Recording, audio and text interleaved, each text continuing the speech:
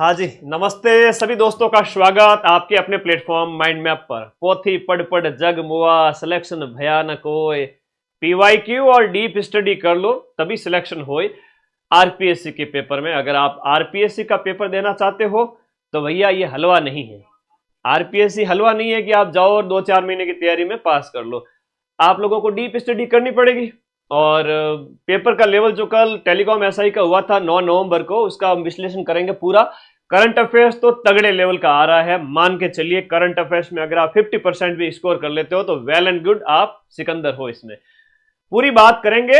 ये same to same pattern Rajasthan GK, history, culture, geography 30 लगभग question. Indian GK के अंदर हिस्ट्री, पॉलिटी, ज्योग्राफी, इकोनॉमी, पर्यावरण, पारिस्थितिकी 30 क्वेश्चन। तो 60-65 क्वेश्चन सब इंस्पेक्टर के, थानेदार के पेपर में भी सेम टू सेम यही आएंगे।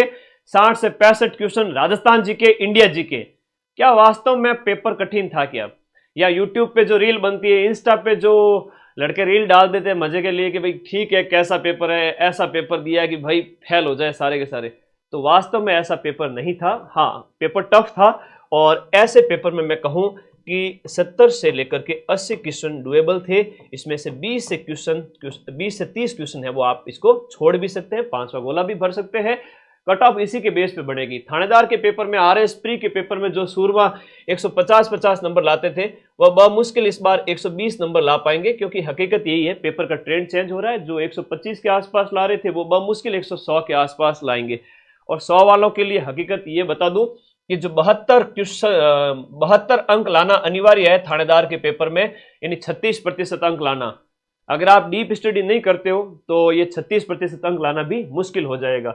और मैं तो फिर से कह रहा हूं आरपीएससी को, आप कठिन पेपर बनाओ, आप डाल तो हम 5 अप्रैल को जो पेपर होगा उसमें मैं अभी से, ये मेरी क्लिप काट के रख सकते हो कि मैं 80 क्वेश्चन मिला दूंगा, क्योंकि मेहनत पर भरोसा है। पिछले 6-7 महीने से कोर्स को पढ़ाते हैं तो फिर क्वेश्चन कहां जाएंगे। फर्स्ट ग्रेड का पेपर हुआ था स्कूल व्याख्याता का, 55 में से जीके के 42 क्वेश्चंस मिलाए थे। आरपीएससी सेकंड ग्रेड का पेपर सितंबर में हुआ था, 100 में से 80 क्वेश्चंस के प्रूफ टेलीग्राम पे पड़े हैं। 13 सितंबर की पोस्ट देख लेना, ठीक है, जिसको भी भरोसा नहीं हो। 13 सितंबर ये है और ये 24 जून की पोस्ट है। तो कठिन से कठिन पेपर हुए, हमने मिलाए थे।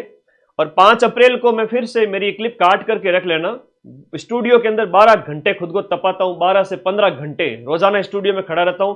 ना मेरा कोई दोस्त है, ना मेरा कोई मिलने वाला, ना मैं किसी के साथ टाइम स्पेंड करता हूं, ना टाइम बर्बाद करता हूं। पूरा डीप में पढ़ाता हूं, डिटेल में पढ़ाता हूं। क्वेश्चंस मैच होते हैं, भले आरपीएससी कैसा ही ट्रेंड लेकर आ जाए। चलिए बात करते हैं। आप जब पेपर को देखोगे तब लगेगा आप लोगों को कि करंट अफेयर्स काफी आपको डीप में पढ़ना पड़ेगा। 20 क्वेश्चंस करंट अफेयर्स के पूछे गए, 20 क्वेश्चंस। अब 20 क्वेश्चंस बहुत ज्यादा होते हैं, तो 20 क्वेश्चन ये पूछे गए, 10 एक क्वेश्चन आपके मैथ रीजनिंग के पूछे गए, बाकी बचे हुए 60 एक question India GK, Rajasthan GK, world geography इनके हैं। हाँ जी, आइए बात करते हैं फटाफट। 40-45 मिनट में मैं ये पूरा सॉल्यूशन आप लोगों को कराऊंगा और बहुत अच्छी अच्छी चीजें बताऊंगा। आरपीएससी को मैं कहता हूं छेड़छाड़ के देवता इलोजी, कि ये डाटा के साथ, शब्दों के साथ छेड़छाड़ का गेम खेलती है। और ये छेड़छाड़ का गेम बहुत पुराना हो चुका, हमने इसको 10 साल पहले यूपीएससी में देखा था। आरपीएससी तो इसको अब फॉलो कर रही है। मेरी बात को ध्यान रखना, छेड़छाड़ करती है आरपीएससी डाटा और शब्दों के साथ में। आप लोग ध्यान से देखना कि कहीं पर अंक लिखे हुए उसको उल्टा लिख देंगे। 11 अंकीय, 10 अंकीय वाला क्वेश्चन आया है, वो बार बार रिपीट हो रहा है। और कुछ क्वेश्चन ऐसे हैं जो रिपीट हो रहे हैं, फिक्स है कि रिपीट होंगे। जैसे 1 डिस्ट्रिक्ट 1 प्रोडक्ट ओडीओपी, वो वाला रिपीट हो रहा है। जैसे आप लोगों का, जैसे मेले त्योहार के अंदर जो पर्यटन मेले हैं वो रिपीट हो रहे हैं। और भी बहुत सारे प्रश्न हैं जो मैं आपको बताऊंगा।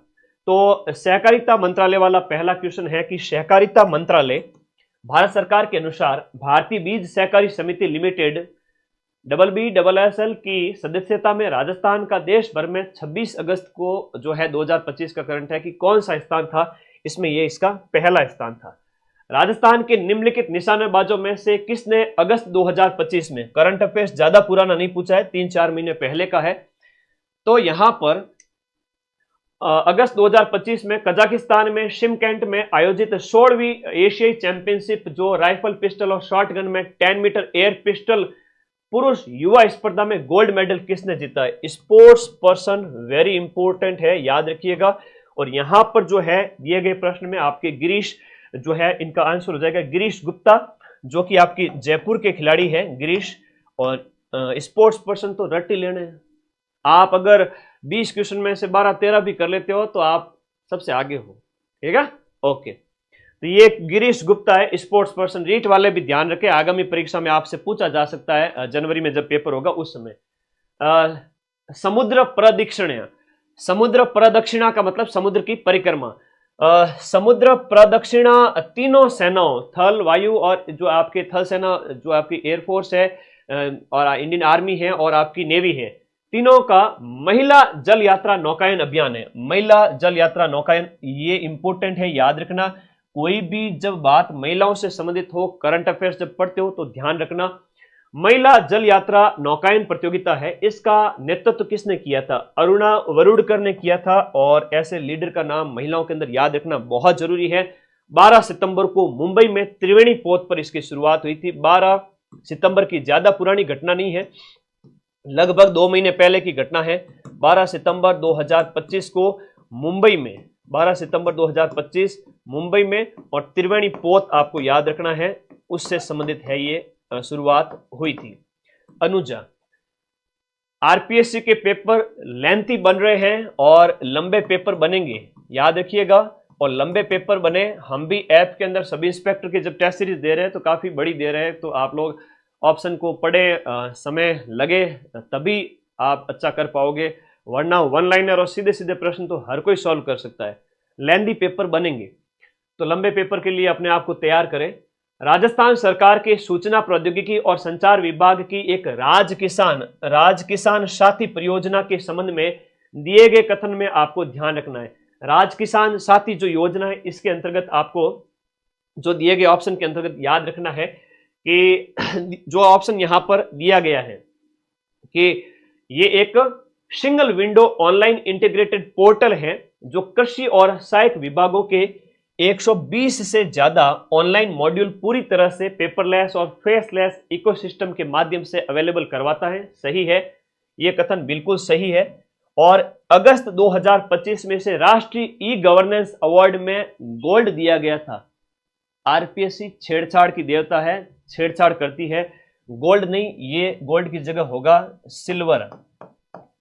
आरपीएससी क्या करती है? छेड़छाड़ करती है, इसलिए ऑप्शन 1 सही है, बी ऑप्शन इसका राइट हो गया। तो ये याद रखना, सिल्वर कैटेगरी के अंदर दिया गया। क्या बात याद रखोगे मेरी? आरपीएससी छेड़छाड़ की देवता है, ध्यान रखना इस बात को।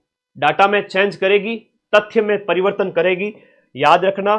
फैक्ट और आपके आंकड़े, फैक्ट और आंकड़े जो आपको याद रखना है, इनके अंदर क्या करेगी? आरपीएससी परिवर्तन करेगी। और ये आरपीएससी की 2000 पिछले 23 से ही आदत है। आरएस प्री के अंदर जब से परिवर्तन हुआ था, सिलेबस में चेंजिंग, ये प्रश्न पूछने के तरीके चेंज हुए थे, तो 2023 से ही हम इसकी आदतों से वाकिफ हैं। 10 साल पहले आईएएस में प्री में ऐसा ट्रेंड हुआ करता था, आप आरपीएससी तो इसको अब फॉलो कर रही है, तो कोई बड़ी बात नहीं है। आप थोड़ा पढ़ते समय ध्यान रखें, और नहीं हो रहा है तो कोई बात नहीं, 70-75 कर ले, उसमें से 15 गलत भी हो जाए, 60-55 सही भी है तो भी सिलेक्शन है। विश्वकर्मा युवा उद्यमी प्रोत्साहन योजना, देखो एक योजना है, वेरी इंपॉर्टेंट है। अगस्त 2025 में राजस्थान मंत्रिमंडल के द्वारा इसे स्वीकृति दी गई। इसके बारे में निम्नलिखित कथनों को आपको ध्यान से पढ़ना है और सही से इसका जवाब देना है कि इस योजना के अंतर्गत 18 से 45 वर्ष के युवाओं को वित्तीय संस्थानों के माध्यम से मार्जिन मनी और कम ब्याज पर लोन उपलब्ध करवाया जाता है। और इस योजना में मैक्सिमम 2 करोड़ रुपए तक के जो लोन पर 4% ब्याज अनुदान दिया जाता है। तो इसके अंदर जो है ऑप्शन नंबर केवल और केवल 1 है, ये सही है। 18 से 45 वाला जो ऑप्शन नंबर 2 है इसमें सही है। 1 करोड़ पर 8% है। अब मैंने कहा ना आरपीएससी है वो छेड़छाड़ करेगी। ये 2 करोड़ पर यहां पर जो है 1 करोड़ पर 8% है और 2 करोड़ पर है वो 7% है। 2 करोड़ पर 7% और 1 सीआर पर 8%। तो आरपीएससी है वो आपके डाटा के साथ में चेंज करेगी। अगर पढ़ाई करनी है ना तो पढ़ना पड़ेगा, नहीं पढ़ना है तो सपने देखना छोड़ दो। और सपने देखना क्यों छोड़ें, इतनी सिंपल सी बात है, ठीक है। हाँ जी, सीमा कुमावत, क्वेश्चन आए कहाँ सर? टेलीग्राम में पोस्ट बताई ना मैंने बेटा, आंखें दी है भगवान ने आपको। आप जाइए टेलीग्राम पर, 23 जून 2025 को टेलीग्राम में पूरी पीडीएफ डाली हुई है। फर्स्ट ग्रेड के पेपर में सब हो हल्ला मचा रहे थे, मैंने फटाक से प्रूफ दे दिए। 10 सितंबर के आसपास 2025 के टेलीग्राम में सेकंड ग्रेड के 80 क्वेश्चन 100 में से प्रूफ दिए हुए हैं। अब ये क्या है कि टेंडेंसी ऐसी रही नहीं कि कोचिंग इंडस्ट्री का वो दौर था जब मार्केटिंग करो, कोर्स बेचो, बच्चे जाए भाड़ में, क्वेश्चन मिले ना मिले, रिजल्ट आए उस समय टॉपर उठा के दिखा दो, बच्चे भेड़ बकरी की तरह जाएंगे उन कोचिंग में एडमिशन लेंगे। तो भाई मैं वो नहीं करता, मैं क्वेश्चन भी दिखाता हूँ, टॉपर भी दिखाता हूँ जो जेन्युइन होते हैं, ठीक है। अब जमाना बदल चुका है, हिम्मत है उन कोचिंग्स की तो आए सामने और बच्चों को बेवकूफ़ बना के दिखाए, ठीक है। तो ये जेन्युइन क्वेरी थी, इसलिए थोड़ा सा मैंने आपका क्वेश्चन ले लिया। राजस्थान सर्कुलर इकोनॉमी, 5 अप्रैल ज़्यादा दूर नहीं है, 5 अप्रैल 2026 को थानेदार के पेपर में मिलूंगा मैं, मेरी क्लिप काट के रखना, थानेदार के पेपर में मिलूंगा मैं वापस 100 में से 80 क्वेश्चंस के साथ में, ठीक है। इसका तो हमने कोर्स ही लॉन्च नहीं किया था, हमने थानेदार का लॉन्च किया, हमने फर्स्ट ग्रेड सेकंड ग्रेड का लॉन्च किया था, हमने उनमें प्रूफ दिए हैं। 5 अप्रैल को डेट, मदन सर भी यहीं रहेंगे, आप भी यहीं रहोगे, हम मिलेंगे प्रूफ के साथ। राजस्थान सर्कुलर इकोनॉमी प्रोत्साहन योजना, देखो बताना बहुत जरूरी है ना। सर्कुलर इकोनॉमी प्रोत्साहन योजना 2025 के क्रियान्वयन के लिए नोडल संस्था कौन है? प्रदूषण नियंत्रण बोर्ड है, जो कि झालाना जयपुर में, प्रदूषण नियंत्रण बोर्ड झालाना जयपुर। तो फैक्चुअल क्वेश्चन जो है आप याद रखें, ऐसे क्वेश्चंस को आप गलत ना करें और कोशिश करें कि आप ज़्यादा से ज़्यादा पढ़ डालें कंटेंट को, तो क्वेश्चन सही हो जाएंगे। मुख्यमंत्री नारी शक्ति प्रशिक्षण योजना, प्रशिक्षण और कौशल संवर्धन योजना के तहत महिला अधिकारिता निदेशालय, महिला एवं बाल विकास विभाग जयपुर के द्वारा जो आपका RKCL के माध्यम से बालिकाओं और महिलाओं को कंप्यूटर आधारित पाठ्यक्रमों का फ्री ट्रेनिंग जो है प्रदान किया जाना है। कौन सा कंप्यूटर आधारित पाठ्यक्रम प्रशिक्षण योजना में शामिल नहीं है? लास्ट वाली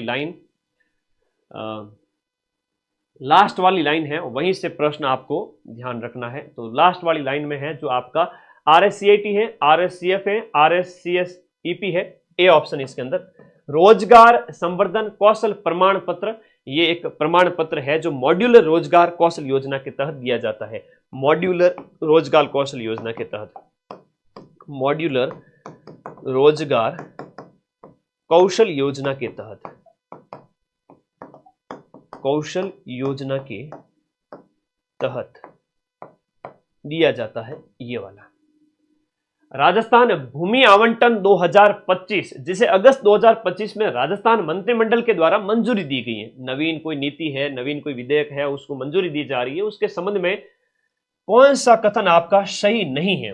देखो, यह भूमि आवंटन वाला जो है, इसमें आवासीय परियोजना, वाणिज्यिक परिसर, रिटेल, फ्यूल स्टेशन आदि को भूमि आवंटन नहीं किया जाएगा। ये जो प्रश्न है इसमें यहां पर जो है सही है। ये नीति भूमि आवंटन 2015 को रिप्लेस करेगी, बिल्कुल सही है।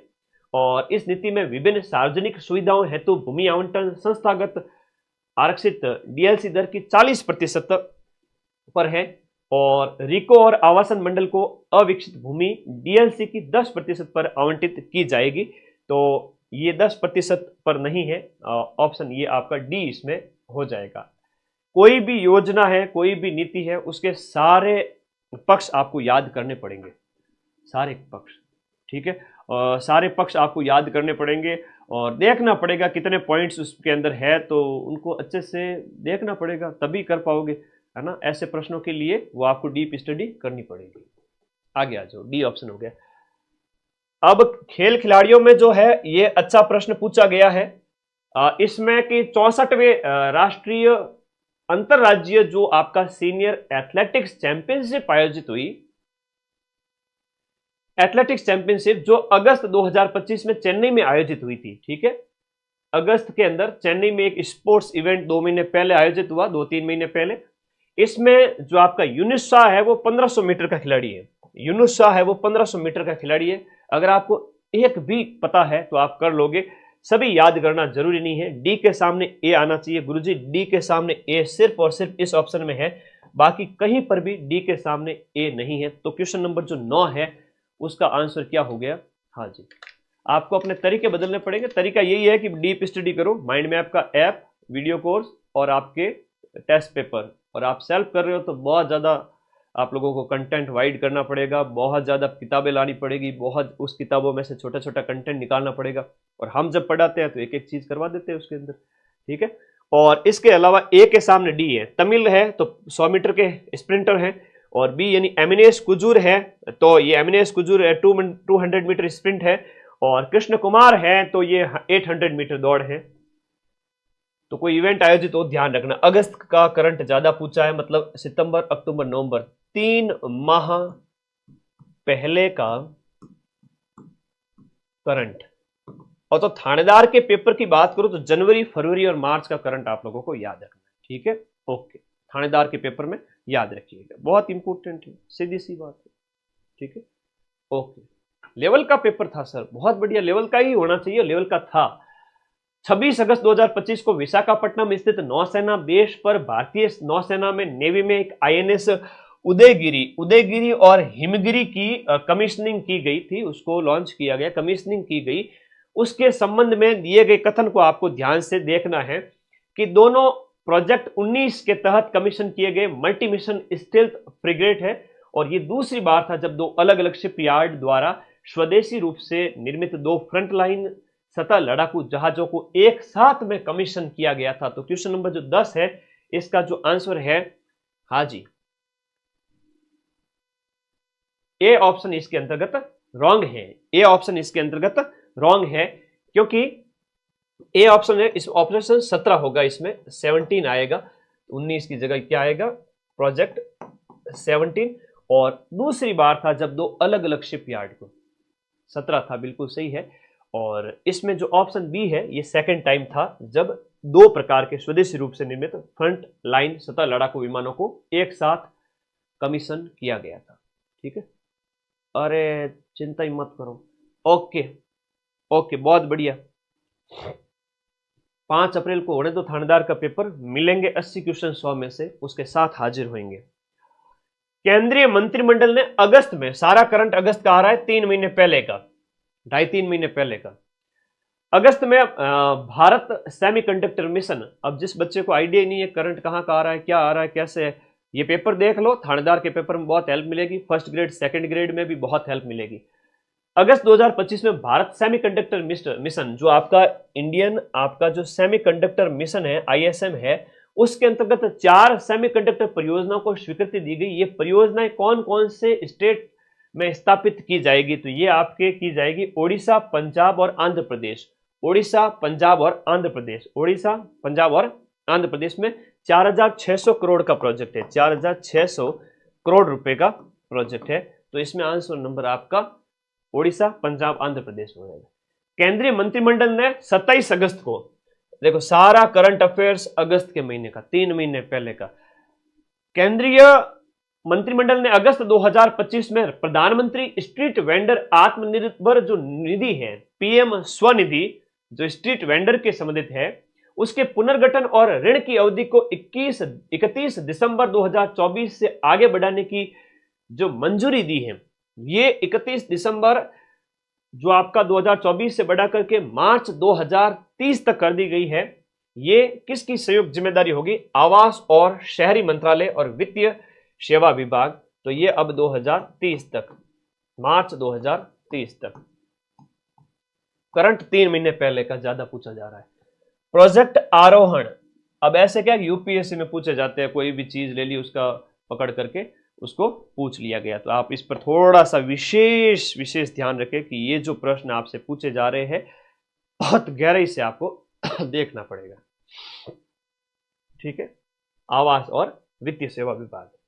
प्रोजेक्ट आरोहण की बात करें, क्वेश्चन नंबर जो आपका 13वां है, प्रोजेक्ट आरोहण, कथन बड़े बड़े हैं, थोड़ी एकाग्रता रखनी पड़ेगी। क्वेश्चन नंबर जो 13 है, प्रोजेक्ट आरोहण, आरपीएससी छेड़छाड़ की देवता है, थोड़ा सा शब्दों में चेंज करेगी।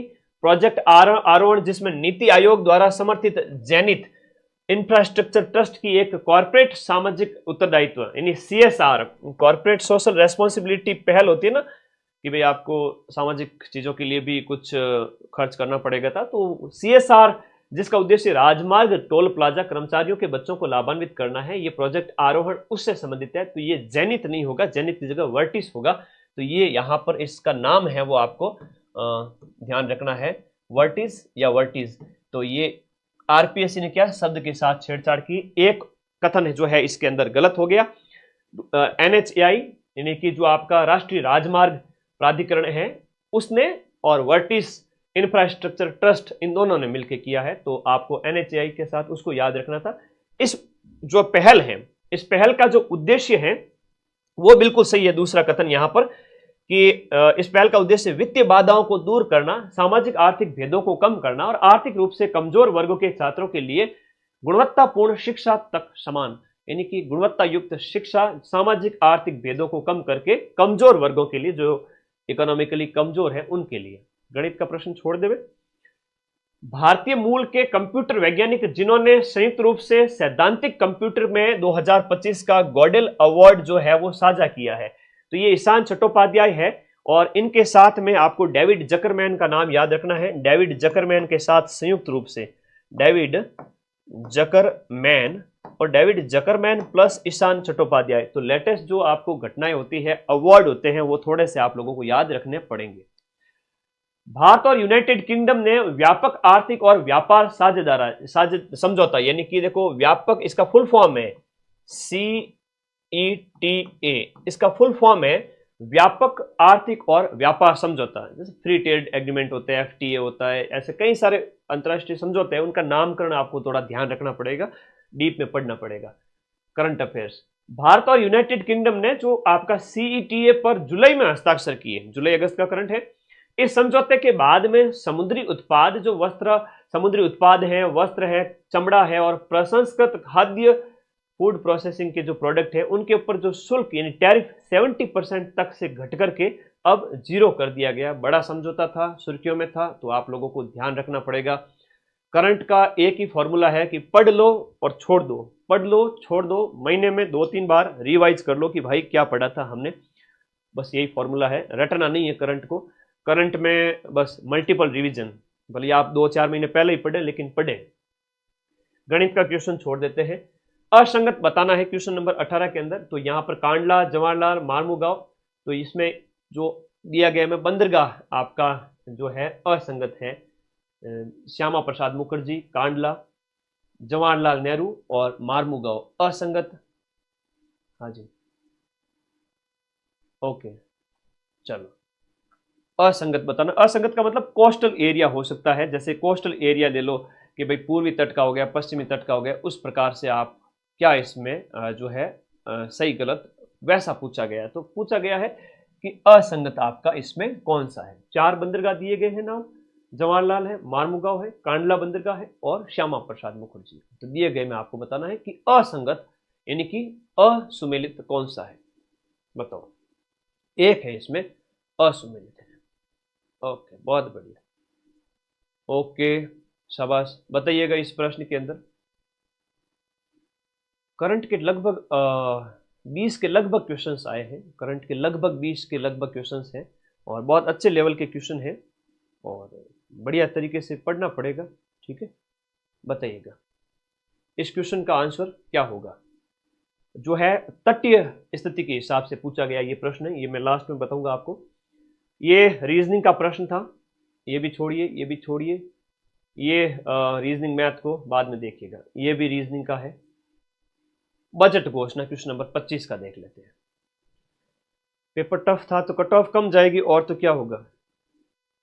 बजट घोषणा के संदर्भ में विज्ञान और प्रौद्योगिकी विभाग, देखो विज्ञान और प्रौद्योगिकी विभाग के अंतर्गत राज्य रिमोट सेंसिंग एप्लीकेशन सेंटर, जिसका शॉर्ट फॉर्म है SRSAC का उप केंद्र राजस्थान के कौन से शहर में स्थापित करने का प्रस्ताव है। तो ये उप केंद्र आपका जयपुर के अंदर हो जाएगा SRSAC का, और इसके साथ साथ अलवर भरतपुर में विज्ञान केंद्र वगैरह इसमें बजट के अंदर बात हुई थी।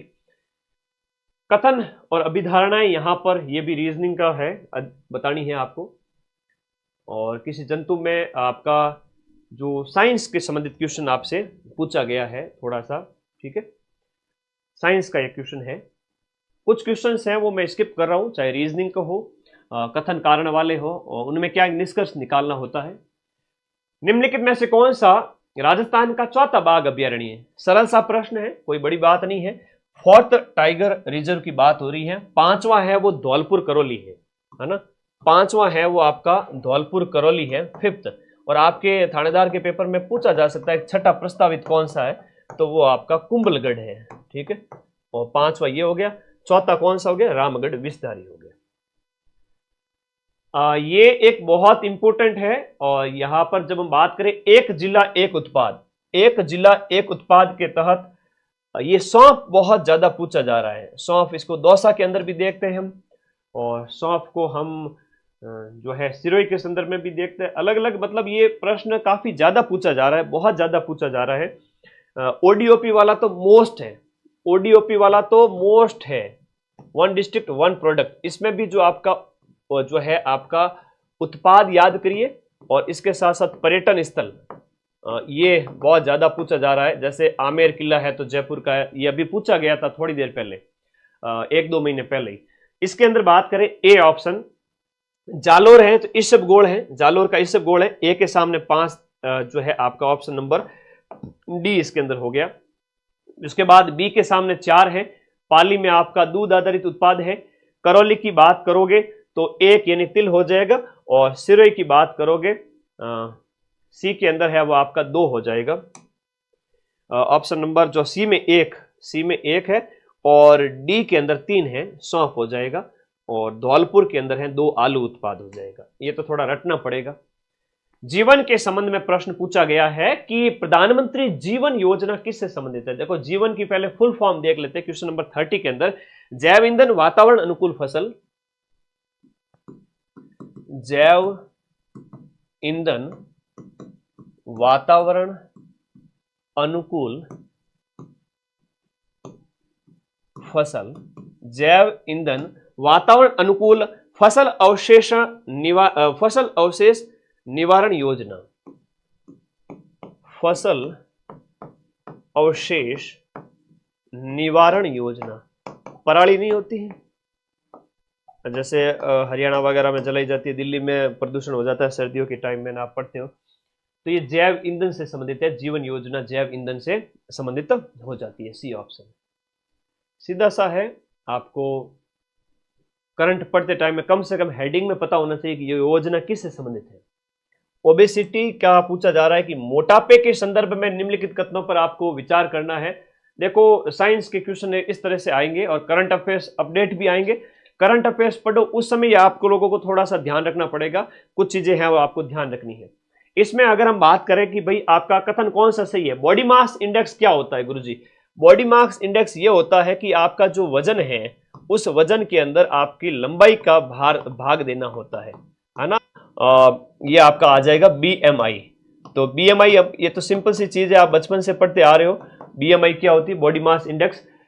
बॉडी मास इंडेक्स में किसी व्यक्ति के किलोग्राम के वजन में मीटर ऊंचाई में वर्ग किलोग्राम जो है मीटर स्क्वायर से विभाजित किया जाता है, सीधी सी सही बात है। और 35 किलोग्राम से कम बीएमआई वाले व्यक्तियों में केंद्रीय उदरी यानी मोटापे और रोग जोखिम के मापने के लिए बीएमआई के अलावा कमर की परिधि का उपयोग किया जाता है। दोनों कथन इसमें सही है। देखो इसमें अगर हम बात करें तो 18 से कम, 18.5 से अगर आपका 18.5 से अगर आपका कम है तो ये अंडर वेट है, कम वजन का कहलाएगा लोग, कम वजन। उसके बाद में यहां पर अगर ये देखो आपका जो है 18.5 से 25 है, 18.5 से 25 है तो ये आपका हेल्दी व्यक्ति कहलाएगा, ठीक है। और यही अगर आपका 25 से लेकर के 30 है तो ज्यादा वजन कहलाएगा, 25 से 30 में ओवरवेट कहलाएगा। 25 से 30 आ रहा है तो ओवरवेट, और 30 प्लस है ना, 30 प्लस है ये वाला जो आपका बीएमआई आ रहा है 30 प्लस है तो वो मोटापे का शिकार माना जाएगा, ठीक है, मोटापा। आगे देखो, निम्न में से कौन सा जीवाणु उन रोगियों में रक्त वाहिनियों से थक्का हटाने के लिए प्रयुक्त किया जाता है जो हार्ट अटैक के अग्रग मायोकार्डिनल इन्फ्रैक्शन से गुजरते हैं? तो इसमें कौन सा हो जाएगा? साइंस जो जनरल है तो वो आपके जनरल साइंस आपके जो ये रामबाण बुक है, मैं अगर इसकी बात करूं, रामबाण बुक जो अपनी है इंडिया जीके रामबाण, इसमें इंडिया की history, polity, geography, economy, science सब कुछ दे रखी है। ठीक है, इसमें सब मिल जाएगा, डोंट वरी। लगभग 75% क्वेश्चन आरपीएससी के इंडिया जीके के इस किताब में से मिल जाएंगे। बाकी पोथी पढ़नी है तो दुनिया भर की पढ़ लो, रिवीजन का टाइम ही नहीं मिलेगा, फिर क्या ही आउटपुट मिलेगा। इसका आंसर हो जाएगा स्ट्रेप्टोकोकस। जैव निम्नीकरणीय नैनो पदार्थ के सही युग्म की पहचान करनी है आपको। जो जैव निम्नीकरण मतलब जो नष्ट हो सके, जैव निम्नीकरण पर्यावरण अनुकूल चीजों की बात हो रही है, तो पॉलीलैक्टिक को ग्लाइकोलिक एसिड और काइटोसेन। यहां पर आपको विचार करना है उपरोक्त में से कौन सी उपग्रह आधारित सेवाएं हैं। दिए गए में से उपग्रह आधारित सेवाएं कौन सी है? बीएसएस यानी प्रसारण उपग्रह सेवा होती है, मोबाइल उपग्रह सेवा होती है, पृथ्वी अन्वेषण उपग्रह सेवा होती है, EESS। तो ए बी सी तीनों है। मई के अंदर जो आपका डीआरडीओ के द्वारा उद्घाटन किया गया क्वांटम प्रौद्योगिकी अनुसंधान केंद्र के संदर्भ में निम्नलिखित कथनों पर विचार करना है। क्वेश्चन नंबर जो आपका 35 है, उसमें ऐसे क्वेश्चन के अंदर कई बार अगर आपने थोड़ा पढ़ रखा है तो चांस रहता है कि आपके दोनों कथन सही हो। अगर थोड़ा पढ़ रखा है, रिस्क ज्यादा नहीं लेनी है। यह अत्याधुनिक प्रायोगिक सेटअपों से सुसज्जित है, जिसे महत्वपूर्ण क्वांटम डोमेन में अनुसंधान और विकास को बढ़ावा देने के लिए डिजाइन किया गया है। क्वांटम युग के बाद अति सुरक्षित संचार को सक्षम करने और राष्ट्रीय सुरक्षा के लिए विकसित किया गया है। दोनों सही है। डाटा वगैरह हो तो थोड़ा सावधानी रखना कि हो सकता है कि ऑप्शन इसमें गलत हो। उपग्रह के उद्देश्यों के संबंध में स्तंभ ए को स्तंभ 2 से मिलान करना है। जीसैट N2 है, जीसैट 24 है और CMS 01 है। तो ये यहां पर आपके दिए गए इसमें से सही मिलान करना है। जीसैट वाले की बात करें तो संपूर्ण भारत में ब्रॉडबैंड और उड़ान के दौरान कनेक्टिविटी प्रदान करने के लिए इस्तेमाल किया जाता है। और जीसैट 24 है तो DTH के लिए, और CMS है तो वो आपका विस्तारित सी बैंड सेवा के लिए। तो ए ऑप्शन इसके अंदर क्वेश्चन नंबर 36 के अंदर ए ऑप्शन। ऐसे साइंस के ऐसे प्रश्न करंट अफेयर्स की मैगजीन के अंदर आप मंथली पढ़ सकते हो। ठीक है, ओके। हाँ, मेरी किताब में से तो 36 का डबल मान लो, इतना मिल जाएगा। वीडियो कोर्स से आप पढ़ के आते हो तो बाकी देखते हैं किसकी क्या किस्मत है। बच्चे अगर सेल्फ अपना कंटेंट इकट्ठा कर पाते हैं तो वेल एंड गुड है, नहीं तो वीडियो कोर्स के अलावा कुछ पढ़ना नहीं है। इसको भले ही आप प्रमोशनल मान लेवे, लेकिन हकीकत यही है हम जो पढ़ाते हैं शिद्दत के साथ में पढ़ाते हैं। इसके अलावा आपको कुछ भी पढ़ने की जरूरत नहीं रहती है। विंडो ऑपरेटिंग सिस्टम में विंडोज हेलो का उपयोग किया जाता है। किसके लिए किया जाता है? क्वेश्चन नंबर 37 के अंदर विंडो डिवाइस में साइन करने के लिए इसका इस्तेमाल किया जाता है। 12 अगस्त को एक राष्ट्रीय सुपर कंप्यूटिंग मिशन NSM के संबंध में निम्नलिखित में से कौन सा कथन सही है? NSM जो है मिशन है वो 1 जनवरी 2020 को प्रारंभ किया गया और वर्तमान में 2026 तक इसे बढ़ा दिया गया है। तो ये आपका 2015 में स्टार्ट किया गया था। आरपीएससी डाटा के साथ में छेड़छाड़ करती है तो आपको ध्यान रखना है। और नेशनल सुपर कंप्यूटर मिशन के तहत 40 पेटाफ्लॉप्स की कंप्यूटर क्षमता वाले 37 सुपर कंप्यूटर वर्तमान तक विकसित किए गए हैं। ये सही है, तो ये कथन सही है। और एनएसएम को सेंटर फॉर डेवलपमेंट और सीडैक पुणे और डीआरडीओ के द्वारा विकसित, सीडैक पुणे और आईआईएससी प्लस सीडैक। तो आरपीएससी हमेशा क्या करती है? डाटा और तथ्यों के साथ में छेड़छाड़ करती है। एनएसएम के तहत 2024 में कुल 11 परम रुद्र सुपर कंप्यूटर विकसित किए, ये भी गलत है। तो डाटा वाले कथन हमेशा आरपीएससी के पेपर में सस्पेक्टेड माने जाते हैं। अगर आरपीएससी का पेपर पास करना है तो ये बात गांठ बांध लो भैया, आरपीएससी डाटा और आंकड़ों का तथ्य कथन के साथ छेड़छाड़ करती है। ग्रीन टी के एंटीऑक्सीडेंट गुण मुख्य रूप से निम्नलिखित में से किस फ्लेवोनोइड के कारण होता है? ये कैटेचिन के कारण होता है। तो साइंस का प्रश्न है ये। विकसित राजस्थान 2047 राजस्थान, इस दस्तावेज को किसने तैयार किया है? इस दस्तावेज को रीति आयोग और नीति आयोग ने मिलकर तैयार किया है। अब एक बार यह प्रश्न अभी हाल ही के अंदर पूछा गया था कि रीति का गठन है वो किसकी अध्यक्षता में किया जाता है? तो रीति का अध्यक्ष है वो आपका मुख्यमंत्री यानी कि वर्तमान में भजनलाल जी। तो ये याद रखना है कि सीएम इसके क्या होते हैं, अध्यक्ष होते हैं। रीति का गठन कब किया गया था? रीति का फुल फॉर्म क्या है? Rajasthan institute for transformation and innovation. NITI Aayog की तर्ज पर रीति आयोग का गठन किया गया है और ये आपको याद रखना है कि ये रीति आयोग का हेड है वो सीएम होते हैं और 2023 में इसका गठन किया गया था। 2023 में इसका गठन किया गया था और यह प्रश्न पूछा गया है कि रीति आयोग का हेड कौन है और इसका गठन कब किया है। अभी इसी साल 2025 के पेपर में पूछे गए प्रश्न। तो भाई प्रश्न तो रिपीट हो रहे हैं और आप किताबों में माथे गड़े हुए बैठे हो, पता नहीं कौन कौन सी किताबें पढ़ रहे हो। तो पेपर देख लो, फिर ऐप के नोट्स और किताबें जो पढ़नी है पढ़ लेना, बाहर नहीं जाएंगे क्वेश्चन।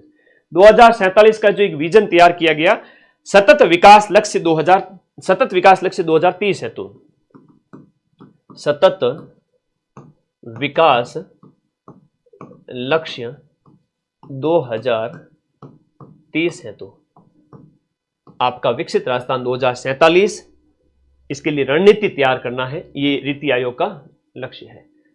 आगे देखो, कौन सा जंतु है वो पराध्वनि उत्पन्न करता है? जनरल साइंस का क्वेश्चन, बचपन से पढ़ते हुए आ रहे हो। सोनार की तरह जो इस्तेमाल किया जाता है डॉल्फिन। डॉल्फिन खतरा देखते ही वापस मुड़ जाती है ना, ये इसके अंदर जो है पराध्वनि, ध्वनि वापस से टकरा जाती है इसे। ये डॉक्टर भीमराव अंबेडकर जो योजना है ज्यादा इंपॉर्टेंट है, बार बार पूछी जा रही है। राजस्थान दलित आदिवासी उद्यम प्रोत्साहन योजना, एक तो इनके वो विवाह वाली योजना और एक ये उद्यम वाली जो स्टार्टअप वाली जो योजना है थोड़ी ज्यादा इंपॉर्टेंट है, बार बार पूछी जा रही है। आप लोगों को याद रखना है कि इसके संबंध में सत्य कथन कौन से हैं, ध्यान रखना। हाँ जी, ओके ओके, आ जाओ। अच्छे लेवल का पेपर, बहुत बढ़िया, अच्छे लेवल का तैयारी करने, डीप पढ़ने पड़ेगा, डीप पढ़ना ही पड़ेगा, चिंता मत करो। हलवा थोड़ी 1-2 महीने में सिलेक्शन हो जाए, क्यों भाई, 4-6 महीने साल भर पढ़ने वालों का क्या होगा फिर। ये योजना राजस्थान के आर्थिक विकास में SC/ST कम्युनिटी के लोगों को प्रभावी सहभागिता योगदान को सुनिश्चित करती है, आर्थिक विकास में इनकी भागीदारी। इस योजना में मार्जिन मनी अनुदान परियोजना लागत के 25% के बराबर या 25 लाख जो भी कम हो दिया जाता है, यह भी कथन सही है। इस योजना में ब्याज अनुदान 25 लाख तक के लोन के लिए 9% और 25 लाख से 5 करोड़ के लिए 7% और 5 करोड़ से 10 करोड़ के लिए 6% दिया जाएगा। तो इसमें क्या है कि इस पूरी योजना के जितने भी प्रावधान है वो रटने पड़ेंगे। करंट अफेयर्स पूरा अच्छे से पढ़ना पड़ेगा। मैं जो मंथली आपको अभी दूंगा, मैं आपको करंट अफेयर्स पूरे 2025 का, राजस्थान का, इंडिया का पूरा थ्योरी वाला पार्ट और पूरा MCQ वाला पार्ट, वहां पर इसके RPSC के करंट में भी 70 से 80% क्वेश्चन मिल जाएंगे। राजस्थान के निम्न जिला समूहों में से कौन सा जिला समूह 2023-24 में स्थिर यानी 2011-12 कीमतों पर सकल जिला घरेलू उत्पाद के अवरोही क्रम में 3 सबसे बड़ी जिला अर्थव्यवस्थाओं वाला समूह है। अवरोही क्रम में, ज्यादा से कम की ओर अवरोही क्रम कह रहे हैं, ज्यादा से कम की ओर अवरोही क्रम कह रहे हैं। तो इसमें जिला जो क्रम होगा जयपुर, अलवर और जोधपुर होगा। अवरोही, ज्यादा से कम की ओर, प्लस से माइनस की ओर, जिला अर्थव्यवस्थाओं वाला समूह। या आर्थिक समीक्षा जब पढ़ते हो उसमें से आता है। आर्थिक समीक्षा पहले वाली भी पढ़नी है। अभी जब आर्थिक समीक्षा आपकी आएगी, नई वाली आर्थिक समीक्षा 2026 में, जो 2024-25 वाली, वो भी आपको पढ़नी है। और बजट 2000 जो आपका जो आएगा 25 आपका 2026 में 2026-27 वाला, वो भी पढ़ना है। और आपका 25-26 की आर्थिक समीक्षा भी पढ़नी है। तो इस तरह से वो भी याद रखना है और पीछे वाला भी देखना है। अब RPSC ने यहां पर फिर से छेड़छाड़ की है और ये प्रश्न RS प्री में भी पिछली बार आया था, है ना, डाटा के साथ में, फैक्ट के साथ में, याद रखिएगा, फैक्ट और डाटा के साथ में RPSC ने यहां छेड़छाड़ की है। आप लोग देखोगे कि क्वेश्चन नंबर 44 के अंदर देखिएगा कि राजस्थान जन आधार प्राधिकरण, राजस्थान जन आधार का जो प्राधिकरण है, प्रत्येक परिवार को क्या करता है, परिवार की बात हो तो 10 अंकीय और परिवार के सदस्य की बात हो 11 अंकीय पहचान संख्या प्रदान करता है। तो यह कथन हो गया गलत। RPSC क्या करती है, छेड़छाड़ करती है, छेड़छाड़ की लोक देवता है। राजस्थान में जन आधार कार्ड ही ration card, Jan Aadhaar card जो है अब जन आधार कार्ड जो है और राशन कार्ड भी है महिला मुखिया के साथ में। जन आधार प्लेटफॉर्म को जन्म, मृत्यु और विवाह पंजीयन के लिए बनाए गए पहचान पोर्टल के साथ समन्वित कर दिया गया है। बी और सी कथन सत्य है, लेकिन ऊपर छेड़छाड़ हुई है भाई, ध्यान रखिएगा। ठीक है, ओके। राजस्थान की मुख्यमंत्री स्वनिधि योजना, जो सारी आर्थिक समीक्षा से है और करंट अफेयर से। मुख्यमंत्री स्वनिधि योजना के संदर्भ में निम्नलिखित कथनों पर ध्यान दीजिए। अगर समीक्षा नहीं पढ़ी हुई है तो करंट अफेयर्स अच्छे से कर लिया करो, उसमें से भी हो जाएगा। क्वेश्चन नंबर जो आपका 45 है, इसके अंदर देखिएगा, इस योजना में असंगठित सेक्टर के श्रमिकों को 80,000 रुपए तक का लोन दिया जाएगा।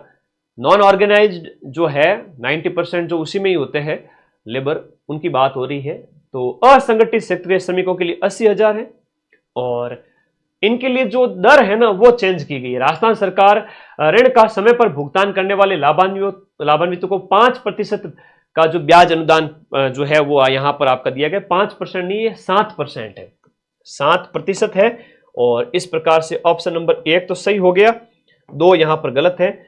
इसमें जो लाभार्थी है वो 21 से 60 वर्ष के हैं। लाभार्थी है वो आपके कितने हैं, 18 से 60 वर्ष है। आरपीएससी क्या कर रही है, छेड़छाड़ कर रही है, तो भयंकर छेड़छाड़ कर रही है। तो ऑप्शन नंबर इसके अंदर 2 यानी कि कथन नंबर 1 सही है। हाँ जी, आगे देखिएगा अगला प्रश्न, केवल असंगठित सेक्टर के लिए ना, यह योजना राजस्थान में काम करने वाले सभी श्रमिकों के लिए, सभी श्रमिकों के लिए नहीं है, केवल नॉन ऑर्गेनाइज्ड, ठीक है, उनके लिए। 2047 तक विकसित भारत का दर्जा प्राप्त करने के लिए विकसित भारत 2047 पहल 4 स्तंभों पर आधारित है। ये बहुत बढ़िया प्रश्न है। जब हम भारत का जब हम बजट और आर्थिक समीक्षा उसकी बात करते हैं तब ये उसके थीम पर आधारित है, ये आपको याद रखना। क्वेश्चन नंबर 46 में गरीब, युवा, अन्नदाता और नारी शक्ति। राजस्थान के निम्न में से किस जिले में रिको ने मेडटेक मेडिकल डिवाइस पार्क, मैंने शॉर्ट्स अपलोड किया हुआ है सारे मतलब जितने भी पार्क हैं लगभग 30-40 पार्क का मदन सर के शॉर्ट्स हमेशा आप यूट्यूब पर मेरे देख लिया करो। शॉर्ट्स से तो कोई भी एग्जाम हो, ठीक है, आ ही जाता। वाईटी का शॉर्ट देख लिया करो। जोधपुर के अंदर मेडटेक मेडिकल डिवाइस पार्क है। शॉर्ट्स में इतने सारे प्रश्न मैंने करवा रखे हैं, लगभग 30 से 40 पार्क करवा रखे हैं। और आरपीएससी के हर पेपर में फर्स्ट ग्रेड में तितली पार्क उदयपुर वाला पूछा गया, फिर और पार्क पूछे गए, कई सारे टॉय पार्क, तितली पार्क, तरह तरह के पार्क हैं, वो मैंने शॉर्ट्स डाल रखा है, आप देख लो, मिल जाएगा। बहुत आसान प्रश्न है। मेडटेक मेडिकल डिवाइस बहुत इंपॉर्टेंट है। Open network for digital commerce, open network for digital commerce ONDC के संबंध में निम्नलिखित कथनों पर आपको विचार करना है और बताना है कि ओपन नेटवर्क डिजिटल कॉमर्स के संबंध में कौन से कथन सही है। तो पारंपरिक ई कॉमर्स प्लेटफॉर्म के ऑपोजिट ओएनडीसी या विभिन्न प्लेटफॉर्म पर क्रेता और विक्रेता के बीच में डायरेक्ट कनेक्टिविटी को बढ़ावा देता है, जिससे एक संस्था पर निर्भरता कम हो जाती है। और ओएनडीसी कोई ई कॉमर्स प्लेटफॉर्म नहीं है, ठीक है। और ओएनडीसी को एक खुले नेटवर्क के रूप में डिजाइन किया गया, जहां कोई भी क्रेता या विक्रेता एक जो है प्लेटफॉर्म पर सीमित हुए बिना लेन देन कर सकता है। तो इसमें ये सारे कथन इसके संदर्भ में राइट है, ए, बी और सी। अब यहां पर आपको सुमेलित करना है नीचे दिए गए कूटों को अच्छे से, कि सूची 1 है, सूची 2 है कि आधार कीमतों पर सकल मूल्य संवर्धन, इसको आप किससे सुमेलित करोगे, क्वेश्चन नंबर 49 को, तो इसको आप सुमेलित करोगे सी के साथ में, ठीक है। ए के सामने सी हो गया, सी सिर्फ इसमें है डी ऑप्शन में। फिर बी के सामने 2 है, स्थिर कीमतों पर सकल मूल्य वर्धन है, तो वो बाजार कीमतों पर सकल घरेलू उत्पाद है। साधन लागत पर सकल मूल्य संवर्धन, अब ये परिभाषाएं पता होनी चाहिए, जब आप आर्थिक समीक्षा पढ़ते हो तो कम से कम ये चीजें उसमें से पूछा गया प्रश्न है। तो 3 के सामने डी हो गया और 4 के सामने क्या हो गया, बी हो गया। बाजार कीमतों पर सकल संवर्धन है वो आपका जो है आपका, हाँ जी, 2 के सामने 1 है, 2 के सामने 1 ही है और इसके सामने बी है। तो अब ये तो क्या है कि थोड़ा सा पढ़ना पड़ेगा, लेकिन आउटपुट मिले उतना ही पढ़ो, ऐसा नहीं कि ज्यादा पढ़ने के चक्कर में टाइम बर्बाद करते जाओ, ठीक है। अगला देखिएगा, कथन दिए गए हैं और आपको नीचे दिए गए कथन के अनुसार जो इकोनॉमिक्स में से क्वेश्चन आए हुए हैं उसका सही आंसर आपको बताना है। देखो, बेरोजगारी की उच्च दरों के बारे में प्रश्न है। बेरोजगारी की उच्च दरों वाली अवधियां सामान्यतः मंदी की अवधियों से सह संबंधित होती हैं। बेरोजगारी की दर मंदी की अवधि के उससे आपस में इंटरलिंक्ड होती है, कनेक्टेड होती है। बेरोजगारी दर है वो बेरोजगारी दर, यहां पर तो बेरोजगारी दर की परिभाषा बताई गई है और ऊपर जो है उसके साथ संबंध बताया गया है। तो बेरोजगारी दर है कार्यबल के उस अंश की माप है जो रोजगार से बाहर है और किसी नौकरी की तलाश में है अथवा छंटनी के बाद पुनः बुलाए जाने के लिए आसान्वित है, उन्हें वापस बुलाया नहीं गया है। तो बात दोनों सही कही जा रही है, लेकिन यहां पर अलग जो है कंसेप्ट के साथ जोड़ के बताया गया, यहां उसकी परिभाषा दी गई है। तो दोनों सही तो है लेकिन एक दूसरे की परिभाषा नहीं है। तो बी ना होकर सी आंसर इसका सही हो जाएगा। ठीक है, ये याद रखिएगा। अगला प्रश्न देखो, भारत में देखो कुछ क्वेश्चन फैक्चुअल सीधे सीधे भी आएंगे और कुछ प्रश्न है वो कठिन भी आएंगे। हाँ, आरपीएससी के सारे पेपर ऐसे ही कठिन आते हैं। भारत में दिसंबर 2024 के अंत में बाजार पूंजीकरण का मौद्रिक यानी नॉमिनल जीडीपी से जो अनुपात है वो कितना था? तो ये अनुपात है वो आपका कितना था? 136% था। देखो दिसंबर का भी पूछ लिया गया। मुद्रास्फीति इकोनॉमिक्स से संबंधित प्रश्न है, उसके संबंध में निम्नलिखित कथनों पर आपको विचार करना है और बताना है कि कौन सा कथन आपका यहां पर सही है। मुद्रास्फीति के संबंध में स्थिर आय पर निर्भर रहने वाले लोगों को मुद्रास्फीति से सबसे अधिक हानि होती है। मुद्रास्फीति समाज में आय और संपत्ति के वितरण के ढांचे को परिवर्तित करके कुछ वर्गों को दूसरों की तुलना में ज्यादा लाभ पहुंचाती है। सही है, मुद्रास्फीति अर्थव्यवस्था में संसाधनों का कुआवंटन उत्पन्न करती है। तो ये एक अवधारणा मुद्रास्फीति वालों को क्लियर करें, तीनों सही है। नीचे दिए गए कथनों को उनके कूट के साथ मिलान करना है, कौन सा सही है और व्याख्या कर रहा है कि नहीं कर रहा है, ये आपको अच्छे से पहचानना है। देखो, केंद्रीय बैंक है वो अर्थव्यवस्था में मुद्रा की आपूर्ति को पूरी तरह नियंत्रित नहीं कर सकता और अर्थव्यवस्था में मुद्रा आपूर्ति की मात्रा अंशतः जमाकर्ताओं और बैंकरों के व्यवहार पर निर्भर करती है। तो दोनों कथन तो सही है लेकिन एक दूसरे की जो है कारण नहीं है। कथन कारण मतलब व्याख्या नहीं कर रहा है, तो ये कथन यहां है। क्वेश्चन नंबर 54 है। बड़े गूढ़ अवधारणाएं होती है, इनको पढ़ना पड़ता है, समझना पड़ता है, तब जाकर के ये आंसर निकल पाते हैं, ऐसे पॉसिबल नहीं है। कथन कारण दिए गए हैं। राजकोषीय घाटे के संबंध में अवधारणा बताई गई है और राजकोषीय घाटे में यहां पर देखिएगा, राजकोषीय घाटा सरकार के कुल व्यय और कुल प्राप्तियों के बीच का अंतर होता है। कुल व्यय और कुल प्राप्तियों के बीच का अंतर, कुल व्यय माइनस कुल प्राप्तियां। तो यहां पर बिल्कुल जो दिया राजकोषीय घाटे की बात करी, राजस्व घाटे के बारे में कहा जा रहा है।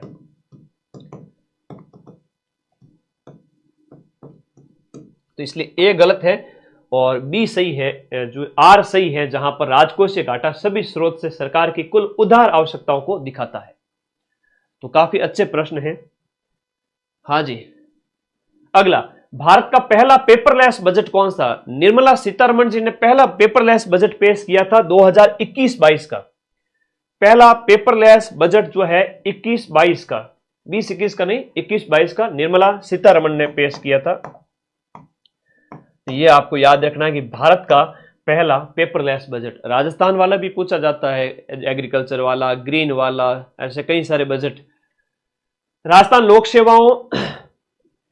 लोक सेवाओं के प्रदान की गारंटी अधिनियम जो 2011 है, उसके अंतर्गत सेकंड अपीलीय प्राधिकारी द्वारा नियत अधिकारी पर कितना जुर्माना लगाया जा सकता है यदि नियत अधिकारी बगैर पर्याप्त और तर्कसंगत कारक के कारण के वांछित सेवा प्रदान करने में फेल रहता है? तो न्यूनतम 500 से मैक्सिमम 5000 और 250 रुपए लेट चार्ज के साथ में भी इसके ऊपर लगाया जा सकता है। अंतर्राज्यीय परिषद की स्थायी समिति की 5वीं बैठक में राजस्थान के किस मुख्यमंत्री ने सुझाया कि राज्यपाल की पुनर्नियुक्ति नहीं होनी चाहिए? राज्यपाल की पुनर्नियुक्ति नहीं होनी चाहिए। ये 5वीं बैठक जो थी अंतर्राज्यीय परिषद की 5वीं बैठक के अंदर किसके द्वारा? तो ये आपके हो जाते हैं भैरव सिंह जी शेखावत। अच्छे प्रश्न है, पॉलिटी के बहुत शानदार वाले प्रश्न है, बहुत गहरे प्रश्न है, अच्छे प्रश्न है। एक वो प्रश्न पूछा गया था ना, कितने कार्यवाहक थे? भाई वो प्रश्न तो छोड़ने के लायक ही था और छोड़ना भी चाहिए ऐसे प्रश्न अगर नहीं आ रहे तो। ठीक है, हर बार में आपको यहाँ कोई 100% थोड़ी लाना है कि ठीक है आपके 50-60% भी सही हो जाए तो बड़ी बात है, 40% छोड़ना, गलत होना उसमें शामिल हो जाएगा। आरपीएससी के गठन से पहले कौन सी तीन, राजस्थान लोक सेवा आयोग के गठन से पहले निम्न में से कौन सी तीन देशी रियासतों में लोक सेवा आयोग काम कर रहे थे? ये एक अच्छा प्रश्न, फैक्चुअल प्रश्न है, अंदर से पूछा गया जो है, याद रखिएगा।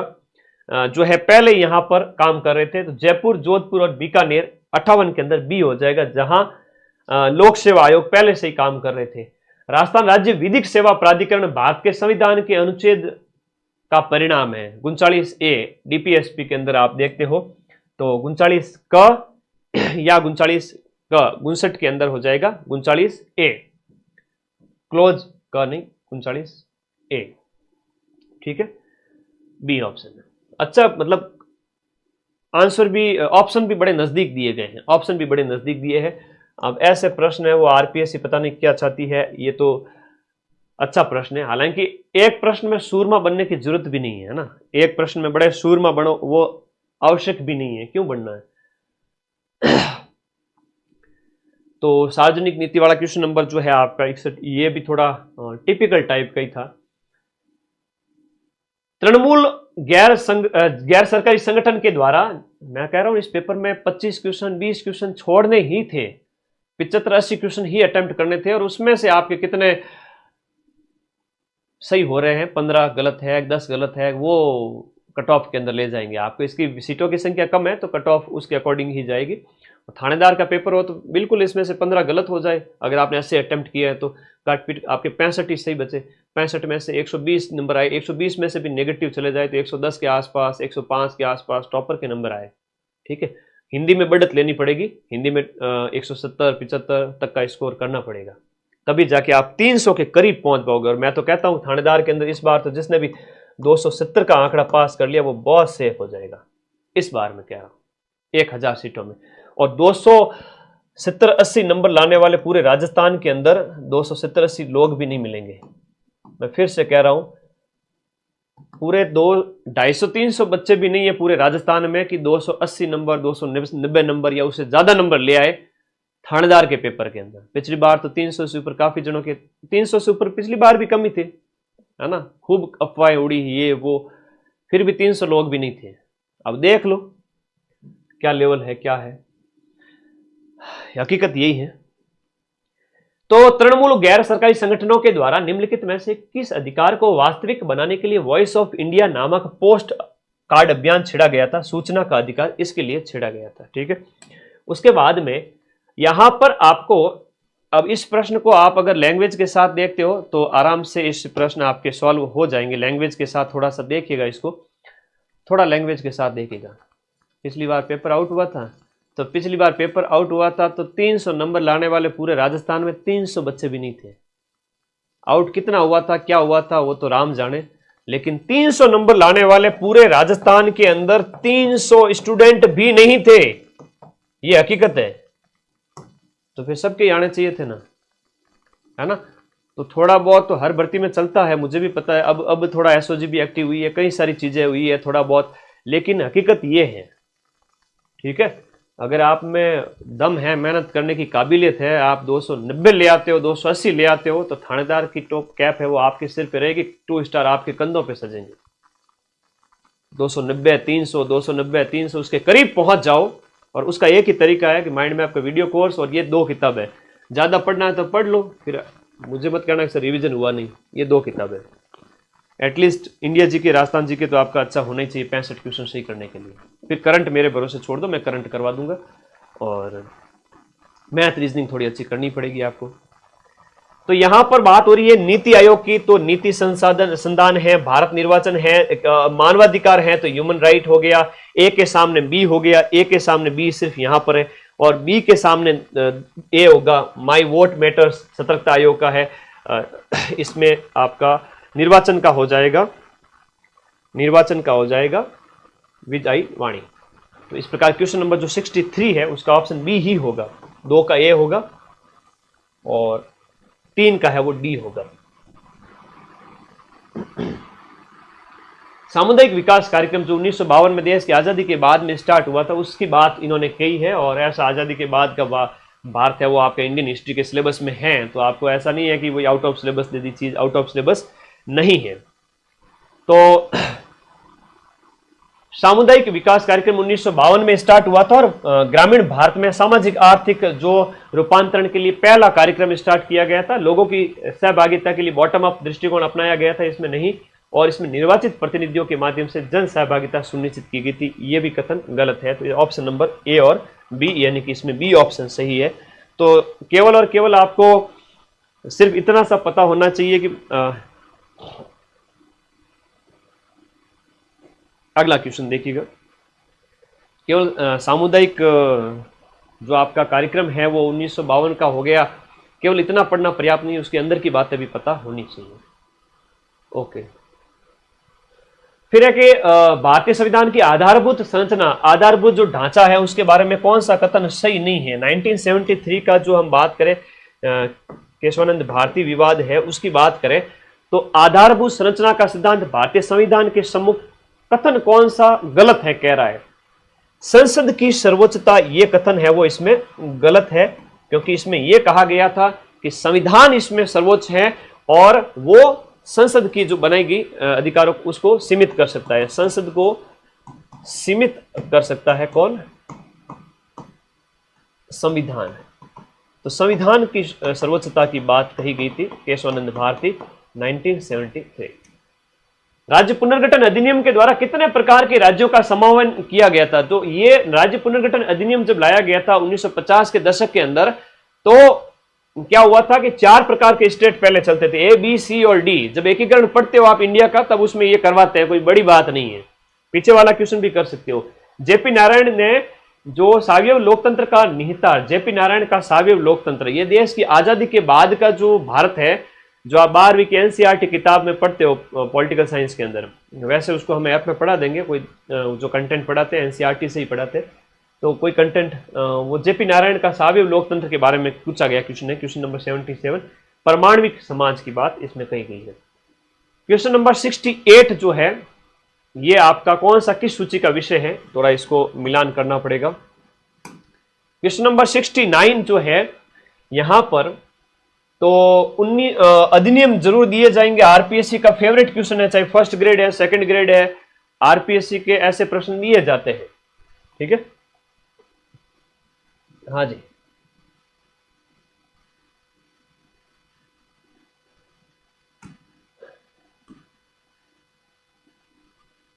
हाँ देखो, भारत शासन अधिनियम मॉन्टेग्यू चेम्सफोर्ड के बारे में पूछ रहा है कि मॉन्टेग्यू चेम्सफोर्ड के बारे में दिए गए कथनों में आपको विचार करना है।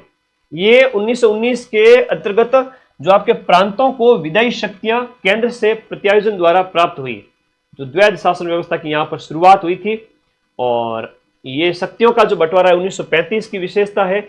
और अवशिष्ट शक्तियां हैं वो आपके यहां पर कह रहा है कि अवशिष्ट शक्तियां हैं वो प्रांतों को दी गई, अवशिष्ट शक्तियां केंद्र के पास थी। इस प्रकार से ये भी गलत है। ऑप्शन नंबर 1 यहां पर सही है। तो ये अधिनियम जितने भी भारत का संवैधानिक विकास क्रम जो है आपको ऐप में पढ़ाया जा रहा है, ए टू जेड मैन जो बातें हैं, कंसेप्ट क्लियर होने चाहिए। तो ये क्वेश्चन उसके बेस पे इजीली सॉल्व हो जाएगा। भारत के संविधान के अनुच्छेद 19(1) के अंदर जो स्वतंत्रताएं दी गई है, उनके अंतर्गत स्वतंत्रता का निम्नलिखित में से कौन सा अधिकार है? स्वतंत्रता का कौन सा अधिकार भारतीय नागरिकों को मूल संविधान में नहीं दिया गया है? स्वतंत्रता का मूल संविधान में नहीं था। कारोबार करने की, शांतिपूर्वक सम्मेलन करने की आजादी है, सहकारी समिति वाला नहीं है, संपत्ति का अर्जन वगैरह था लेकिन बाद में इसको हटा दिया गया। ठीक है, 44 जो आपका कॉन्स्टिट्यूशनल अमेंडमेंट 300 क में डाल दिया गया। तो सहकारी समिति बनाने का जो अधिकार है ये नहीं है। क्वेश्चन नंबर 70 के अंतर्गत आपका हो जाएगा ये 97वां constitutional amendment, 97th constitutional amendment जो आपका 2011 के अंतर्गत सहकारी समिति बनाने का अधिकार है। कौन सा यहां पर सही सुमेलित नहीं है? देखो, जेके टायर्स है वो आपका सही सुमेलित नहीं है। ये आपका जेके टायर है वो आपका हाड़ौती में नहीं है। ये जेके टायर आपका कांकरोली के अंदर है, और कांकरोली है राजसमंद के अंदर, और कोई बड़ी बात नहीं है। ये प्रश्न आप आराम से सॉल्व कर सकते हो। मेवाड़ शुगर मिल भोपाल सागर में, वर्स्टेड स्पिनिंग मिल है अब चूरू में, श्री सीमेंट ब्यावर का है। फेवरेट क्वेश्चन है श्री सीमेंट। तो किस नदी का उद्गम है? विंध्याचल पर्वत के वहां से होता है, मध्य प्रदेश में विंध्याचल में, सीहोर विंध्यन पहाड़ी से पार्वती नदी का। पार्वती नदी जो है आपके चंबल में मिलती है, चंबल बाद में जाकर के मिल जाती है यमुना में, यमुना जाकर के मिल जाती है किस में? गंगा में मिल जाती है। तो और अभी एक पेपर हुआ था, उसमें पूछा गया था कि ये चंबल किसकी सहायक नदी है? यमुना की सहायक नदी है, अभी पूछा ही गया था। और ये सीहोर मध्य प्रदेश से इसकी उत्पत्ति होती है, पार्वती की। कौन सा दक्षिण पश्चिम मानसून के आगमन की सामान्य तिथि के अनुसार, साउथ वेस्ट मानसून की हम बात कर रहे हैं कि दक्षिण पश्चिम मानसून के आगमन की, इस साउथ वेस्ट मानसून की बात करें, 3 शाखा, एक मध्य इससे इस जो आपका एक तो पश्चिमी तट से टकराता है, एक आपके मध्य भारत में घुस जाता है और एक आगे पंजाब तक जाता है। तो टोटल 3 शाखाएं हो गई है ना मानसून की। इसकी बात करें तो आपके जिससे सर्वाधिक वर्षा होती है, 3 शाखाएं होती है इस मानसून की। तो कह रहा है कि दक्षिण पश्चिम मानसून के आगमन की सामान्य तिथि के अनुसार सही तरीके से व्यवस्थित है। तो आप राजस्थान के इस मैप को देखोगे तो मानसून कहां आता है, यहां हम बात करें तो सबसे पहले आएगा कौन सा दिएगा ऑप्शन, भीलवाड़ा आएगा या डूंगरपुर आएगा? तो भीलवाड़ा आएगा या डूंगरपुर आएगा? तो पहले वागड़ सेक्टर डूंगरपुर आएगा, फिर भीलवाड़ा आएगा और फिर चूरू आएगा। तो यहां पर ऑप्शन में आपका डूंगरपुर हो जाएगा, फिर आपका भीलवाड़ा हो जाएगा और फिर शुरू हो जाएगा। तो इस प्रकार से जो है आपका डूंगरपुर, सी ऑप्शन इसमें पहले नंबर पे आएगा। ठीक है, तो सी ऑप्शन इसके अंदर पहले नंबर पे आएगा। जामडोली जो है और उमरेन जो क्षेत्र है वो बैराइट के लिए जाने जाते हैं, अलवर के अंदर है। सामान्य प्रश्न है, अगर आप अच्छे से पढ़ सकते हो तो उसमें पता चलेगा। अब ये प्रश्न है तो इसमें क्या है कि 17 पॉइंट जो है अनुसूचित जाति की बात करी, शेड्यूल कास्ट की बात कर रहे हैं कि राजस्थान की टोटल पॉपुलेशन के अंदर शेड्यूल कास्ट कितने हैं वो पूछा गया था। शेड्यूल कास्ट है वो टोटल पॉपुलेशन के अंदर कितना है, तो वो आपका 17.83 है, 17.83 है। और शेड्यूल ट्राइब अगर पूछ लेवे, अगला प्रश्न जरूर पूछेंगे, शेड्यूल ट्राइब का पूछेंगे, 13.4 देंगे आपको ऑप्शन के अंदर, 13.48 भी दे सकते हैं। तो टोटल पॉपुलेशन के अंदर शेड्यूल ट्राइब और शेड्यूल कास्ट का कितना है? हालांकि सिंपल सा क्वेश्चन पूछा है, कोई ऐसा नहीं कि अंदर जाकर के बहुत गहराई से पूछ लिया। हाँ, डाटा में आपको 17.8, 17.2 ऐसा 17.5 इसमें कंफ्यूजन हो सकता है ना, यहां पर आपको कंफ्यूजन हो सकता है, लेकिन 17.8 भी याद है तो भी ठीक है मामला। अच्छा प्रश्न है कि आरपीएससी थोड़ा गहराई से दे रही है तो आपको पढ़ना तो पड़ेगा भाई, बिना पढ़े तो कौन नौकरी देगा आज के टाइम में। क्यों 10 लाख में से आपकी नौकरी क्यों लगे, 10 लाख में से 1000 में आपको क्यों लिया जाए? क्योंकि आप दिन रात एक करते हो, आप दिन में इतना पढ़ते हो कि सुबह कब हो रही है, शाम कब हो रही है, पता ही नहीं चल रहा है। आप टेस्ट दिए जा रहे हो ईमानदारी से, आप ईमानदारी से पढ़ाई कर रहे हो, है ना, खाली बातें नहीं करते हो कि थानेदार बनना ही बनना है। हकीकत में लाइब्रेरी में बैठते हो तब पता चलता है कि आज इतना पढ़ा है, शेड्यूल फिक्स है पूरा, तब मामला सेट होता है। ठीक है भाई, ऐसे पढ़ने वाले पूरे राजस्थान में 300 स्टूडेंट भी नहीं है, 300 भी नहीं है, हकीकत तो ये बता रहा हूं। 300 नंबर लाने वाले 300 भी मिल जाए तो मेरे से आके मिल लेना।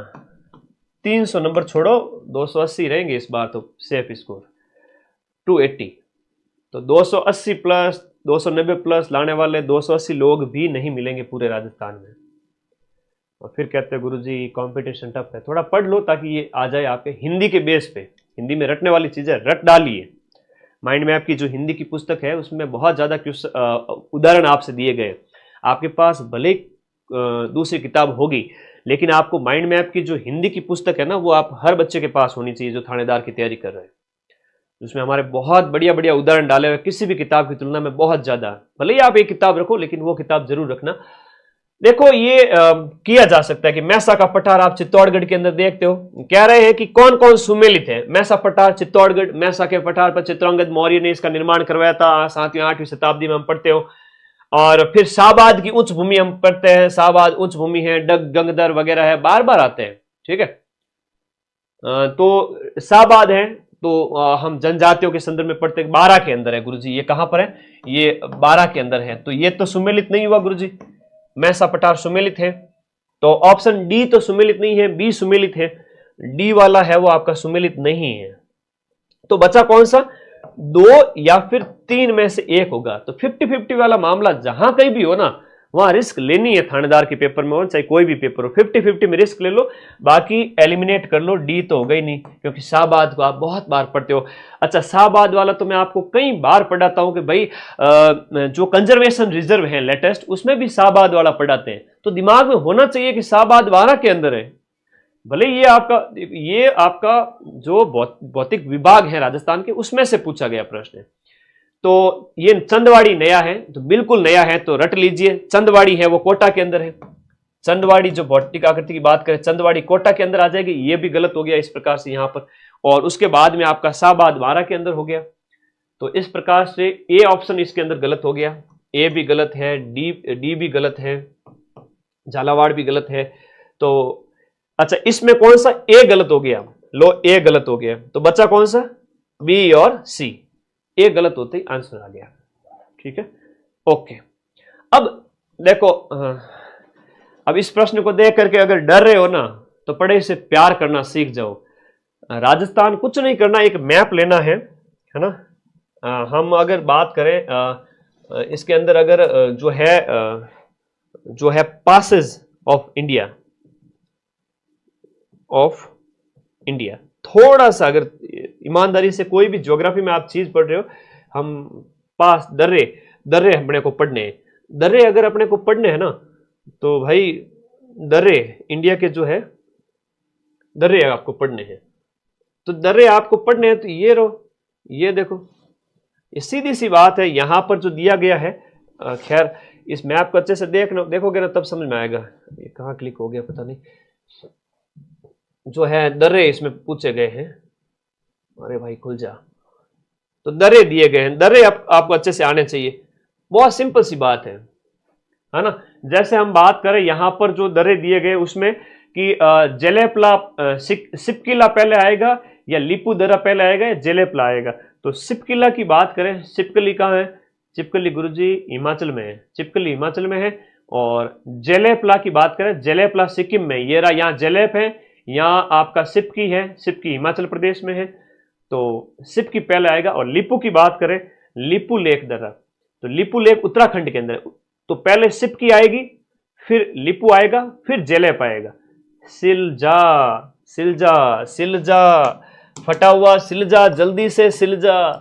पेपर दे दिया आरपीएस ने ऐसा, हाँ फट गया, सिलजा, फट गया, सिलो भाई। शिपकिला कहां पर है गुरुजी? हिमाचल प्रदेश के अंदर है। लिपू लेक कहां पर है गुरुजी? अरे लिपू उत्तराखंड के अंदर है, यूके के अंदर। यूके मतलब उत्तराखंड, हाँ यूनाइटेड किंगडम नहीं है। जेलेपला है वो सिक्किम के अंदर है। ठीक है, तो सीधी सी बात है। और दिफू दर्रा, बोमडीला दर्रा, ये तो बचपन से पढ़ते आ रहे हो। अरुणाचल प्रदेश में दिफू है, बोमडीला है, तो ये अरुणाचल प्रदेश की बात हो रही है। लेकिन शुरुआत सिपकिला से स्टार्ट होगी। सिपकिला यहां पर भी है, यहां पर भी है, ये दोनों कट हो गए। तो सिपकिला के बाद में आएगा गुरुजी लिपू आएगा। तो सी ऑप्शन आएगा सर। कह रहा है कि पश्चिम से पूर्व, इंडिया के मैप के अंदर ये कह रहा है कि पश्चिम, वेस्ट से ईस्ट की ओर जाना है, वेस्ट से ईस्ट की ओर जाना है। और आपके थानेदार के पेपर में मैं याद आऊंगा आप लोगों को, प्रश्न पूछा जाएगा नॉर्थ से साउथ की ओर, सीक्वेंस पूछ लेंगे, पहाड़ियों का, दर्रों का, कुछ भी पूछ सकते हैं। तो नॉर्थ से साउथ भी पूछे तो भी आपका पहले सिपकिला आएगा, फिर आपका लिपू आएगा, फिर जेलेप आएगा। आप देखो वो सबसे ऊपर है हिमाचल में, फिर हिमाचल के नीचे आता है उत्तराखंड। आता है कि नहीं आता है? तो लाइब्रेरी के अंदर जहां भी आप बैठे हो कि इंडिया का एक पॉलिटिकल मैप ऑफ इंडिया है ना, था लोगन माई सौगंध है कि एक पॉलिटिकल मैप और एक आपका भौतिक नक्शा है ना, भौतिक मैप, जिसे फिजियोग्राफिक मैप कहेंगे, तो जिसमें पहाड़ियां, नदियां वगैरह सब कुछ हो। तो वो दो मैप आपके सामने होने चाहिए, एक वर्ल्ड फिजिकल का मैप और वर्ल्ड पॉलिटिकल का मैप आपके पास होना चाहिए। World political, world physical, India political, India physical, अगर ये पास में है आपके, तो आप मान के चलो कि 7 से 8 प्रश्न आप सही करके आओगे, सिर्फ और सिर्फ मैप को देख करके। आराम से 10-12 क्वेश्चन जो भी आएंगे इंडिया वर्ल्ड के, उसमें से 7-8 मैप से ही सही कर लोगे, आधे क्वेश्चन लगभग। तो मेरी बात ध्यान से रखना, फिजिकल और पॉलिटिकल मैप आपके पास होना चाहिए, बाकी सब उससे क्लियर हो रहा है, कोई बड़ी बात नहीं है, कोई कठिन प्रश्न है नहीं। फिर कहते हो आरपीएससी ने पेपर कठिन बनाया, गुरुजी शादी नहीं होगी, ये नहीं होगी, नौकरी नहीं लगेंगे, ऐसा थोड़ी होता है। तो थोड़ा पढ़ाई करो तो सब कुछ होगा, रमकुड़ी जमकुड़ी भी आएगी, नौकरी भी लगेगी, घर वाले खुश भी होंगे और बढ़िया आनंद के साथ सेलिब्रेशन करेंगे थानेदार अपने घर की खेती है, चिंता मत करो, बढ़िया मेहनत करके पढ़ाएंगे। पंपोर और पुलवामा सरल प्रश्न है, भले ही आपको पंपोर नहीं आ रहा है, पुलवामा, आपको करेवा को पकड़ना है। करेवा कश्मीर हिमालय के अंदर है। सीधा सा सरल सा प्रश्न आया हुआ है। आप अगर पढ़ाई से प्यार करते हो तो यह प्रश्न इस साल 2 से 3 बार पूछा गया है, और मैंने 2025 के जो पेपर करवाए हैं वो 20 लाख बच्चों ने देखे हैं 2 महीने के अंदर अंदर। तो उसमें ये सारे क्वेश्चन करवाए हुए, राजस्थान वाले भी हैं, इंडिया वाले भी। जब सीईटी का पेपर था उस समय भी आया था, पटवारी में पूछा गया था ये प्रश्न, अधीनस्थ बोर्ड ने पूछ लिया। तो करेवा में केसर की खेती होती है, करेवा केसर, ठीक है। कार्डमम की पहाड़ी है, साउथ में है, तो वहां इलायची है, तो ये आपको ध्यान रखना है। केसर है वो कश्मीर हिमालय के अंदर। करेवा जो आपका महीन बारीक मिट्टी ला करके जमा दी जाती है वो करेवा कहलाती है, और उसमें केसर की खेती होती है। करेवा कहां पर है? कश्मीर हिमालय में स्थित आपकी जमीन है। तो ये इन चीजों से तो फैमिलियर होना ही पड़ेगा आपको, पढ़ाई अगर करनी है तो ये तो आनी चाहिए। और ये मैं सीना ठोक के कहता हूं कि चाहे आपका दर्रे हो, चाहे ये प्रश्न हो, चाहे आपका ये वाला प्रश्न हो, चाहे आपका जो आपका इंडिया, राजस्थान जी के भी इंडिया मतलब करेवा वाला, दामोदर नदी घाटी कोयला क्षेत्र, इस किताब में ज्योग्राफी से बाहर ये क्वेश्चन जाएंगे ही नहीं। फिर से कह रहा हूं, इंडियन जी के बहुत मेहनत से 8 महीने लगे तब जाके किताब तैयार हुई। और ये कि भाई दामोदर घाटी कोयला क्षेत्र में, दामोदर मतलब छोटा नागपुर पठार की बात हो रही है, इसकी बात हो रही है, इसकी बात हो रही है। ये वाला जो क्षेत्र है दामोदर नदी घाटी क्षेत्र के अंदर कोयला क्षेत्र कौन सा नहीं है ये पूछ रहा है। तो इसीलिए तो मैं कह रहा हूं कि इंडिया और वर्ल्ड का फिजिकल और पॉलिटिकल मैप आपके पास में 4 नक्शे प्रिंट निकलवा लो रंगीन, और अपने पास रखो, अपनी दीवार में चिपका दो जहां भी आप सोते हो। सुबह उठते ही सबसे पहले मैप देखना है। सुबह उठे, आंखें खुली है ना, आंखें खुलते ही सबसे पहले मैप को 5 मिनट देखो, फिर दूसरे काम करो। तो इसमें जो है वो उमरिया है, बोकारो है, गिरिडीह है, कर्णपुरा है। अच्छा प्रश्न पूछा गया है कि भारत के जो खनिज भंडार हैं उनके संबंधित प्रश्न, बहुत अच्छा प्रश्न पूछा गया आपसे, बहुत शानदार वाला प्रश्न पूछा गया। तो जो उमरिया है ना, उमरिया तो मध्य प्रदेश के अंदर है। उमरिया मध्य प्रदेश में सोन, जो गंगा की सहायक नदी है, सोन नदी क्षेत्र का वहां का क्षेत्र है कोयला क्षेत्र। हाँ बॉस, ये रिपीट होते हैं तो डरने की जरूरत नहीं है। अगर कोई डर रहा है ना तो इतना भी कठिन नहीं है, ठीक है। माइंड मैप रिकॉर्डेड है या लाइव बैच है? लाइव बैच है। थानेदार का पेपर जो बैच लाइव चल रहा है, जनवरी में, दिसंबर जनवरी में हम इसको खत्म करेंगे। लेकिन डरने की आवश्यकता नहीं है, पीछे की सारी क्लासेज अवेलेबल है, रिकॉर्ड अवेलेबल हो जाती है, क्लास के तुरंत बाद में रिकॉर्डेड अवेलेबल रहती है। और ऐप ज्वाइन करने से अगले 2 साल तक आपके पास बैच रहेगा। तो लाइव तो खाली एक कहता है ना, नए जो बच्चे उनके लिए, सुमेलन करना है उनके लिए, तो वो थोड़ा लाइव देखते हैं। बाकी वाले रिकॉर्डेड ही पसंद करते हैं, ज्यादा वीडियोस फटाफट देख ले ये वो। सब इंस्पेक्टर का बैच एनएफ है क्या? मैं तो फिर से कह रहा हूं, आरपीएससी में दम है तो पेपर बनाएं, कठिन से कठिन। 5 अप्रैल मदन सर आपके पास मां सरस्वती के आशीर्वाद से हाजिर होंगे। 100 में से 80 क्वेश्चंस जीके के मैं दूंगा प्रूफ। 20 कितने ही टफ होंगे, बच्चे डर जाते हैं, उन्हें हमें उनसे कोई लेना देना नहीं है, ठीक है। हमें उनसे कुछ भी लेना देना नहीं है ना। आप कितना ही कठिन पेपर बना लो, 20 बना लोगे, 25 कठिन बना लोगे, 75-80 मैं मिला लूंगा फिर कठिन से कठिन पेपर में भी, है ना। बैच का लिंक इसी वीडियो के नीचे। बच्चे बार बार आप पूछ रहे हो, नॉमिनल फीस है बेटा, 2000 के अंदर अंदर सारी चीज मिल जाएगी। मार्केट में तो 2000 में टेस्ट सीरीज भी नहीं मिलती है, भले क्वेश्चन आए ना आए। और थानेदार का बैच तो सुना है कि 5 से 10 हजार का मिल रहा है।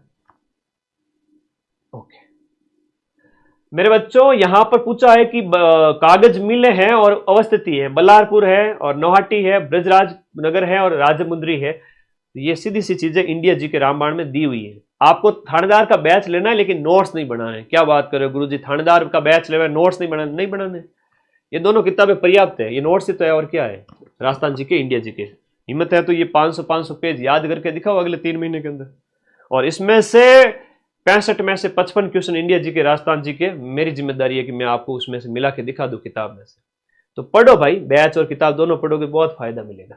क्वेश्चन नंबर जो 80 आपसे पूछा जा रहा है कि आपका जो बल्लारपुर है ये आपका ओडिशा के अंदर इससे कागज मिल है। तो थोड़ा ध्यान से जब भी उद्योग वगैरह, खनिज वगैरह जब भी पढ़ो तो देखना पड़ेगा। नेहाटी पश्चिम बंगाल है, ब्रजराज बिहार में है, राजामुंद्री आंध्र प्रदेश में है, अच्छा, तेल वाले जो है ना, तेल क्षेत्र है, वो भी आपसे पूछे जाते हैं कि भाई आपका निम्न में से कौन सा तेल क्षेत्र कहां पर है।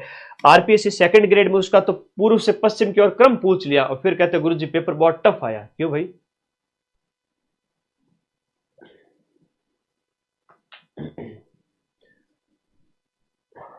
ठीक है, गुरुजी आपसे भाई, लड़का कह रहा है बात हो सकती है कि बेटा 8955982723 मेरे ही नंबर है। और देखो विजय सर से भी आप बात कर सकते हो, थानेदार वाले जितने भी बच्चे हैं ना, तो ये 9955982723 विजय सर का तो वो लेवल है, ये 8769098020। मैंने विजय सर को पिछले 5-7 साल से वही चीजें पढ़ा रहा हूं मैं, और उन्होंने 2 बार थानेदार निकाल दिया। ठीक है,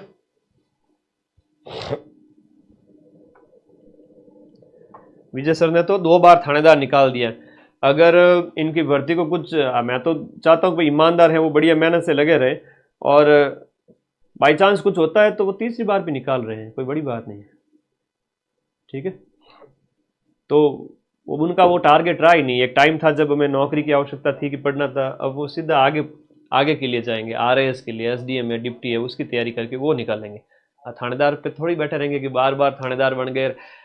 तो भाई मैं उस बैच के अंदर मैं बात करूं तो भाई जो है आपके रैंक 3 है ना, परमेश्वर चौधरी, रैंक 12 रिचपाल, ये बंधु जो है इन्होंने साबित किया है उस बैच के जो बहुत ब्रिलियंट बच्चे जिन्होंने बहुत बढ़िया मेहनत की, आरएस में टॉप रैंक लेके आए, थानेदार को निकाला, ईओआरओ के अंदर इतने सिलेक्ट हुए, आरएस के अंदर इतने सिलेक्ट हुए। तो कैलिबर है इस बैच के अंदर। 2021 वाला जो बैच है वो बहुत मेहनती बच्चे हैं इसके अंदर, बहुत, मैं कहूँ कि अभी भी 90% बच्चे हैं वो मेहनती ही थे। अब बाई चांस अगर कुछ 10-12% अगर कोई फफूंद आ गई है उसकी वजह से अगर सबके ऊपर आरोप लगाया गया, तो ये एक बहुत, वो एक है ना गंदी राजनीति कह सकते हैं या कुछ भी कह सकते हैं, लेकिन बच्चे बड़े मेहनती थे वो, और वो अपने आप को साबित भी किए हैं, और बहुत है ना, ईओ में लग गए, आरएस में लग गए, 50 जने तो लगभग 40 जने तो लग चुके हैं इससे, आरएस सब इंस्पेक्टर से भी बड़ी पोस्ट पे। तो आप भी मेहनत करो इन भाइयों से प्रेरणा लेकर के, और आपका भी सिलेक्शन होगा, हम सब मिलकर सेलिब्रेट करेंगे। ये विजय सर के नंबर हैं। थानेदार के लिए कोई भी गाइडेंस आपको चाहिए तो आप विजय सर से, हालांकि विजय सर उनका ड्यूटी वगैरह सब चीज़ें मैनेज करनी पड़ती, वो भी बड़े बिजी रहते हैं। 8769098020। ठीक है, तो आप लोग, हम गाइड करेंगे एक तरह से। मैं तो कहूँ कि थानेदार घर की खेती है भाई, सीधा सा बताएंगे, सीधी चीज ये है, पढ़ लो बन जाओगे। कौन सा केंद्र पूर्व पश्चिम गलियारे का भाग नहीं है? देखो पूर्व पश्चिम की बात हो रही है, पोरबंदर से सिलचर। अब ये प्रश्न आईएएस में भी पूछा जाता है, छोटे एग्जाम में भी, सीईटी में भी पूछा जाता है, हर जगह पूछा जाता है। पोरबंदर गुजरात से लेकर सिलचर,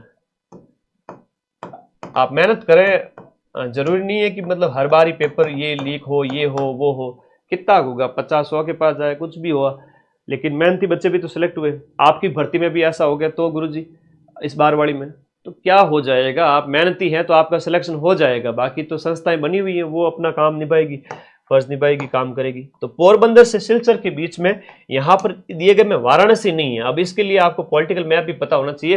राजस्थान के अंदर ये 480 किलोमीटर लंबाई है, राजस्थान में 480 किलोमीटर है, वो आपका राजस्थान के अंदर है, पूर्व पश्चिमी गलियारा। इसकी हम बात करें, इसमें कोटा भी आएगा, और यहां पर हम NH27 पूरा इसके अंदर है, NH27 जिसकी जो लंबाई है 3300 किलोमीटर है। और कौन कौन से स्टेट इसके अंतर्गत आ जाते हैं, तो गुजरात आता है, देखो गुजरात आता है, गुजरात के बाद में आपका राजस्थान, मध्य प्रदेश, राजस्थान आता है, फिर आपका एमपी आता है, यूपी से गुजरता है, उसके बाद में आपका बिहार, वेस्ट बंगाल है, बिहार आ जाएगा, फिर आपका वेस्ट बंगाल आ जाएगा, फिर आपका असम आ जाएगा, और असम के जो है सिलचर तक ये पूर्व पश्चिमी गलियारा जो आपका रोड कॉरिडोर है, याद रखिएगा। अच्छा प्रश्न है, ये किताब हम सब दिए हुए हैं। अगला प्रश्न देखो कि निम्नलिखित में से कौन सा औद्योगिक केंद्र संयुक्त राज्य अमेरिका के पूर्वी टेक्सास औद्योगिक प्रदेश का भाग है? अब ऐसा प्रश्न थानेदार के पिछले 3-4 पेपर में सेम टू सेम आ रहा है, आरएस प्री में भी आ रहा है। कौन सा औद्योगिक केंद्र अमेरिका के पूर्वी टेक्सास औद्योगिक प्रदेश का भाग है? अमेरिका के पूर्वी टेक्सास औद्योगिक प्रदेश का भाग है ह्यूस्टन और डलास। तो थोड़ा औद्योगिक प्रदेश, विश्व के औद्योगिक प्रदेश एक टॉपिक है विश्व भूगोल के अंदर, है ना। विश्व भूगोल जो इसी नवंबर महीने के अंदर मैं आप लोगों को पूरा पढ़ाने जा रहा हूं, विश्व भूगोल के अंदर विश्व के औद्योगिक प्रदेश मैं पूरा पढ़ा रहा हूं आप लोगों को। विश्व के औद्योगिक प्रदेश क्वेश्चन बाहर जाएगा ही नहीं, बोले कितना ही कठिन पूछे। अच्छा, पिछली बार पूछा गया था न्यू इंग्लैंड जो औद्योगिक प्रदेश है वो कहां पर है, थानेदार के पेपर में पूछा गया था, अमेरिका के अंदर, ठीक है। तो ऐसे प्रश्न भी ठीक है, औद्योगिक प्रदेशों का ध्यान रखना है। ये अच्छा प्रश्न पूछा गया। अच्छा, तो क्या पूछा गया कि मोजाबे है नॉर्थ अमेरिका, हम जब महाद्वीप पढ़ते हैं ना तो उसमें बहुत डिटेल में बताते हैं कि मोजाबे उत्तरी अमेरिका में है, नेगेव है वो इजराइल में है, सिम्पसन है, सैंडी है, ये सब ऑस्ट्रेलिया में है। तो ये ऑप्शन डी यहां पर गलत हो गया, बाकी वाले सब सही है। तो केवल 3 मरुस्थल है वो सुमेलित है। मोजाम्बे उत्तरी अमेरिका का है, नेगेव आपका इजराइल का है, एशिया में मरुस्थल है, सिम्पसन है, सैंडी है, गिब्सन है, ये सब आपके कहां है, ऑस्ट्रेलिया के अंदर। थानेदार का पेपर 5 अप्रैल को जो होगा उसमें से इसमें से एक प्रश्न आना पड़ेगा, एक प्रश्न आना पड़ेगा 5 अप्रैल के पेपर में। 5/4/2026 एक प्रश्न इस मैप से छप गया समझो। क्या छप गया समझो, देखो ये जो था ना अभी वाला, ये नेगेव यहां पर है आपके इजराइल के अंदर, है ना। तो ये वाला जो इलाका है एशिया के अंदर आ जाएगा, नेगेव यहां हो जाएगा। और ये रहा मोजेव यहां पर जो है आपका मरुस्थल अमेरिका के अंदर। सोनोरन है, मोजेब है, कोलोराडो प्लेट्यू है, ग्रेट बेसिन है, और ची हुआ अमेरिका का मरुस्थल। अट्टाकामा है और पैटागोनिया, अट्टाकामा और पैटागोनिया साउथ अमेरिका के जो है डेजर्ट है। नामीब है, कालाहारी है और सहारा है, ये अफ्रीका के हैं। अरेबियन थार, टकला मकान और गोबी ये सब एशिया के हैं। और Tanami, great Sandy, Gibson, great Victoria और सिम्पसन ये ऑस्ट्रेलिया के हैं। और इस बार पेपर में ये क्वेश्चन पूछे जाएंगे। ये 5 मरुस्थल ऑस्ट्रेलिया के याद कर लेना, great Sandy, Gibson, great Victoria, great Sandy, Gibson जी है और टीएस है। तो जीएसटी याद रख लेना। क्या याद करें गुरुजी, जीएसटी याद करो भाई, जीएसटी, जी से 3G क्या सर, 3G की बात करें तो 3G के अंदर याद करोगे, ग्रेट सैंडी है, गिब्सन है, ग्रेट विक्टोरिया है, एस से क्या हो गया सर, एस से सिम्पसन है और टी से तनामी है। ची हुआ क्या हुआ, मैक्सिको में, ठीक है। ओके, तो ये स्क्रीनशॉट ले लो। क्या ही प्रश्न है, अब क्या गुरुजी कठिन प्रश्न है, मने तो कोनी लागे कठिन है कि कठिन है, थोड़ा सा लखड़ो लाडा थोड़ा ढंगू पढ़ाई करो ने, कठिन कोनी, घणो ही इजी है। थोड़ी तपाया करो भाई, ठीक है। 2 रोटी खा के लाइब्रेरी में बैठ जाया करो, यूं नहीं कि पेट भर ले भयंकर। 2 रोटी खाया करो, है ना, कबूतर की तरह दाना खाया करो, एकदम चुपचाप। लाइब्रेरी में साथ में थोड़ा सा भोजन ले जाओ, पूरे दिन लाइब्रेरी में बैठे रहो। और अभी तो नवंबर, दिसंबर, जनवरी, फरवरी, मार्च 5 महीने बचे हुए, 145 दिन है।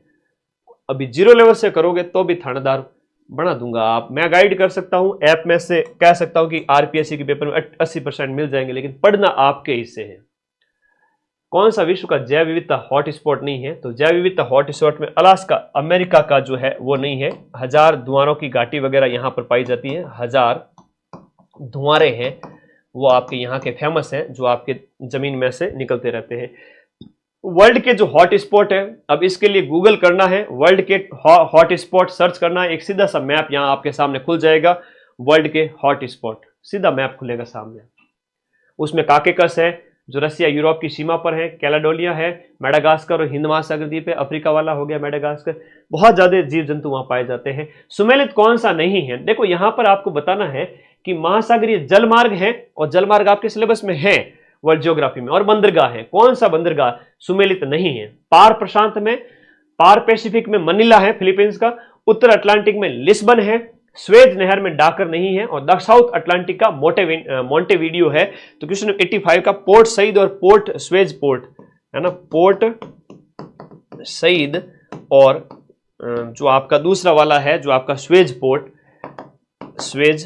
अब एक बार प्रश्न ये पूछा गया था, ये बंदरगाह है कि स्वेज नहर किसको जोड़ती है, मेडिटेरियन सी को कौन सा समुद्र से जोड़ती है, जरा कमेंट करना। अगर वर्ल्ड का मैप आपको पता है तो आप आराम से उस प्रश्न को सॉल्व कर सकते हो कि स्वेज नहर है वो आपको किसको जोड़ती है। ठीक है, ओके। मेडिटेरियन सी कोई तो जोड़ती है नीचे की और अरब सागर की और किस कौन सा सागर है बताओ?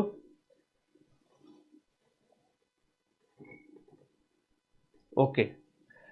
बंबई को राज्य पुनर्गठन आयोग के द्वारा 1960 में किन दो भागों में बंबई को बांट करके, बंबई ये जो बहुत बड़ा प्रांत था बंबई, इस बंबई जो प्रांत को यहां पर ये बंबई प्रांत था पूरा, अब इसमें एक तो गुजरात बना दिया गया और एक बना दिया गया महाराष्ट्र। तो ये बंबई प्रांत जो है वो बड़ा सरल सा प्रश्न पूछ लिया गया कि दो भागों में बांट दिया गया, महाराष्ट्र और गुजरात के अंदर, महाराष्ट्र और गुजरात के अंदर। अन भाई ये तो बचपन से पढ़ते आ रहे हो कि अटलांटिक महासागर को प्रशांत कह सकते हो कि अटलांटिक को प्रशांत से जोड़ सकती है इनडायरेक्टली, लेकिन आपका जो लाल सागर और भूमध्य सागर मेडिटेरियन सी को रेड सी से जोड़ती है। और ये आईएएस प्री में पूछा गया था एक बार, ठीक है, 4-5 साल पहले। अब स्वेज नहर का, स्वेज और पनामा जरूर याद रखना किसको किससे जोड़ती है, कहां स्थित है, विश्व के जलमार्ग और औद्योगिक प्रदेश, 2 से 3 प्रश्न आएंगे। निम्न में से कौन सा हिंदू धर्म ग्रंथों के अंदर 3 ऋणों में शामिल नहीं है? देखो हम ऋषि यानी ऋषि ऋण देखते हैं, देवताओं का ऋण देखते हैं, पितृ ऋण देखते हैं, यानी कि हमारे पूर्वज, मातृ ऋण का हम कहीं पर भी उल्लेख नहीं पाते हैं। और भारतेश्वर बाहुबली से साली और एक साली और याद करो, भरतेश्वर बाहुबली घोर, राजस्थानी की सबसे प्राचीन रचना जो है भरतेश्वर बाहुबली घोर है, वो जिनसेन सूरी की है ना। तो ये आपको एक भरतेश्वर बाहुबली घोर, भरतेश्वर बाहुबली घोर, तो ये आपके सबसे प्राचीन रचना है राजस्थानी की, ऐसा भी उल्लेख मिलता है। लॉर्ड डलहौजी ने जो आपका व्यपगत सिद्धांत दिया था, बात है 1848 की, इस व्यपगत सिद्धांत के तहत सिंध, जो कि हम बात करें सिंध प्रदेश की बात करें, तो सिंध प्रदेश का विलय नहीं किया गया था। सिंध प्रदेश तो यहां हो गया यहां पर, और उसके बाद में सतारा, झांसी, नागपुर का विलय किया गया था, लेकिन सिंध का विलय नहीं किया गया था। इसमें सबसे पहले 1848 ईस्वी में सर्वप्रथम अगर किसी रियासत का राज्य का विलय किया गया था तो वो सतारा का ही किया गया था। सबसे पहले किसका किया गया था? सबसे पहले सतारा का किया गया था 1848 में। अगली बार हो सकता है कि आपसे प्रश्न पूछ लेवे कि बताइए भाई सबसे पहले किसका विलय किया गया था, तो पूछ सकते हैं। डलहौजी का व्यपगत सिद्धांत, हड़प लो, राज्य हड़प। नमक सत्याग्रह जो नेतृत्व गांधी जी की गिरफ्तारी के बाद में किसके द्वारा किया गया था? मॉडर्न जो इंडियन हिस्ट्री है जिसमें नेशनल मूवमेंट है उससे प्रश्न पूछा गया है कि जो 6 अप्रैल को 1930 को ये हुआ था, इसमें अब्बास तैयब जी, सरदार वल्लभ भाई पटेल, इसमें अब्बास तैयब जी हो जाएगा, बी ऑप्शन। अच्छा प्रश्न है और इस इंडिया हिस्ट्री वाली किताब में मिल जाएगा। अरे भाई शैक्षिक परिदृश्य, आईसीटी सब खत्म हो रही है अगले 1 सप्ताह में। 95% कोर्स शीट का कंप्लीट है 3 महीने पहले, एग्जाम से पहले। वैदिक काल के अंदर यानी कि 1500 ईसा पूर्व से लेकर के आपसे पूछा जा रहा है 700 ईसा पूर्व, इस काल के दौरान बताइएगा, कथन दिए गए हैं कि उत्तर वैदिक काल यानी 1000 ईसा पूर्व, 1000 ईसा पूर्व, जो 1000 ईसा पूर्व का टाइम है उससे लेकर के 700 ईसा पूर्व आपका उत्तर वैदिक काल है। अब इस समय कबीलाई सभाओं का महत्व कम हो गया, राज्य की प्रभुसत्ता का विस्तार हुआ। बिल्कुल सही है, राज्य की प्रभुसत्ता का विस्तार हुआ था, तभी तो जाकर के महाजनपद काल में अंग, मगध, काशी, कौशल, वस्त, छेदी, 16 महाजनपद बन गए थे। तो कठोरता आने लग गई थी समाज और राज्य व्यवस्था के अंदर, और उत्तर वैदिक काल में सभा और समिति की कार्य संरचना बदल गई और विदत पूरी तरह से समाप्त हो गई थी। सभा, समिति और विदत, ये 3 सभाएं हुआ करती थी, 3 समितियां, संस्थाएं हुआ करती थी।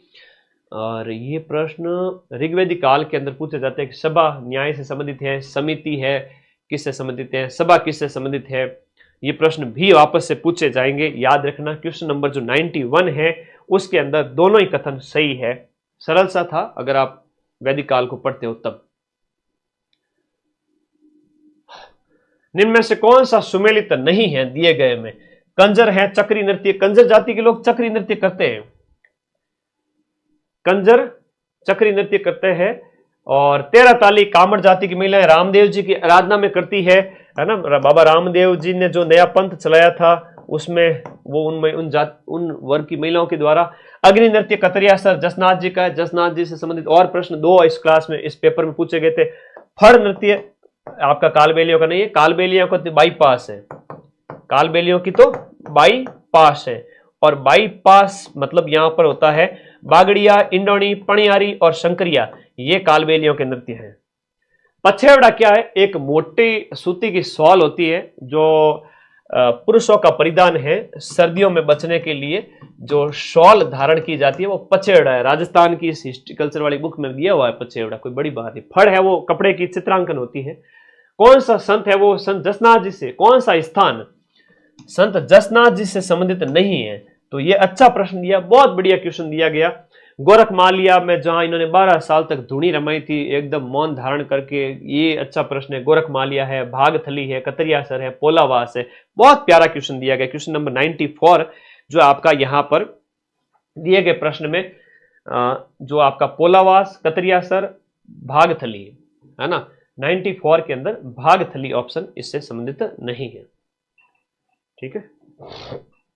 अब निम्न में से कौन से उत्सव और मेलों को ग्रेगोरियन कैलेंडर के अनुसार आपको कालक्रम के हिसाब से व्यवस्थित करना है? और ये मेरा वीडियो है 32,000 तो लाइक है इसके ऊपर। ये वीडियो मेरा 4 लाख बच्चों ने देखा हुआ है, शॉर्ट्स है जिसमें मैंने आरपीएससी और अधीनस्थ बोर्ड का नया ट्रेंड बताया था कि पर्यटन मेले आते जा रहे हैं। अगर कोई भी एग्जाम और आप मेरे ट्रेंड देख के चले जाते हो पेपर के शॉर्ट्स का, तो उसमें से काफी क्वेश्चन मिल जाएंगे। तब मैंने कहा था शरद महोत्सव कब होता है, ग्रीष्म महोत्सव कब होता है, तो सीधी सी बात है ऊंट महोत्सव आपका जनवरी फरवरी के उस टाइम में होता है। ऊंट महोत्सव है वो आपका जनवरी के अंदर होता है बीकानेर के अंदर, सीधी सी बात है। ग्रीष्म महोत्सव होता है तो आबू में होता है, जून के अंदर होता है। पुष्कर मेला है तो अक्टूबर के अंदर होता है। महावीर जी मेला है तो अप्रैल के महीने में, यानी आप फाल्गुन के बाद में, मार्च के बाद में अप्रैल के अंदर होता है। तो महावीर जी का चैत्र के अंदर 13 को होता है, सीधी सी बात है। तो मिलान ही तो करना था। ठीक है। और ये प्रश्न कोई कठिन नहीं था, ये सरल प्रश्न में ही आएगा अगर आप पढ़ने वाले विद्यार्थी हो तो। सबसे पहले 1 आएगा और 1 के बाद में जनवरी के बाद में फरवरी, मार्च और अप्रैल आएगा, 1 के बाद में 4 आएगा, सीधा सा पड़ा है सामने। और उसके बाद में 2 यानी जून आएगा, फिर अक्टूबर आएगा। ये तो मैं कराता रहता हूँ शॉर्ट्स, कोई कठिन नहीं है। ठीक है। आरपीएससी का कोई भी पेपर ले आओ, 80 क्वेश्चन हम मिला देंगे 100 में से। ठीक है। अजीत विलास है। अब आप अगर थोड़ा भी ध्यान से अजीत विलास की मैं बात करूं, थोड़ा भी ध्यान से अगर आप मॉडर्न हम बात करें, थोड़ा भी ध्यान से अगर आप जो है आप अच्छे से राजवंश पढ़ते हो, जसवंत सिंह की बात आती है तो उनके दरबारी विद्वानों की हम बात करते हैं। गार्डन जसवंत सिंह नहीं, अजीत सिंह, तो अजीत विलास है तो गार्डन पसाइट इनके द्वारा लिखा गया था। सीधा सीधा उनके विद्वान का नाम आता है। तो ए के सामने 3 आएगा, ये लफड़ा ही खत्म है ना। फिर बी के सामने 4 आएगा, ददवाड़ियो चुंडो आएगा तो निबंधाबंद और वर्सलपुर गढ़ विजय है। तो सी के सामने 1 यानी कि जोगीदास है और विवेक बार निशानी है तो ये आपका केशवदास का है। तो एक को पकड़ो बाकी सब पार पड़ जाए। अजीत सिंह को पढ़ो, उस समय उनके दरबारी विद्वान ढंग से पढ़ो भाई। ठीक है। सरल सो प्रश्न है। कौन सा मारवाड़ सेवा संघ से संबंधित नहीं है? तो आपके दिए गए में से जो आपके यादव जी हैं वो भरतपुर से संबंधित है, तो मारवाड़ सेवा संघ से संबंधित नहीं हो सकते। जयनारायण व्यास है, कानमल है, भंवरलाल सराफ है। ये खतरनाक क्वेश्चन था जिसको आप छोड़ भी सकते हो। कह रहा है कि अलल पंख नामक एक प्रतिमा मूल रूप से कौन से किले से संबंधित है? शाहबाद बारा का जो किला है वहां पर ऐसा दिखाया गया एक चित्र है कि एक बहुत बड़ा पक्षी है जो हाथी को भी उठा के ले जा सकता है। और भाई ऐसे कठिन पेपर तो आरपीएससी कठिन प्रश्न देती है, और 10 प्रश्न कठिन दे दिए, 20 कठिन दे दिए, 25 कठिन दे दिए, तो क्या हो गया? 10 गलत भी हो गए, 15 गलत भी हो गए, तो भी आप सेफ हो। तो ये ऐसा दिखता है अलल पंख। मैंने लगाया फोटो आपके।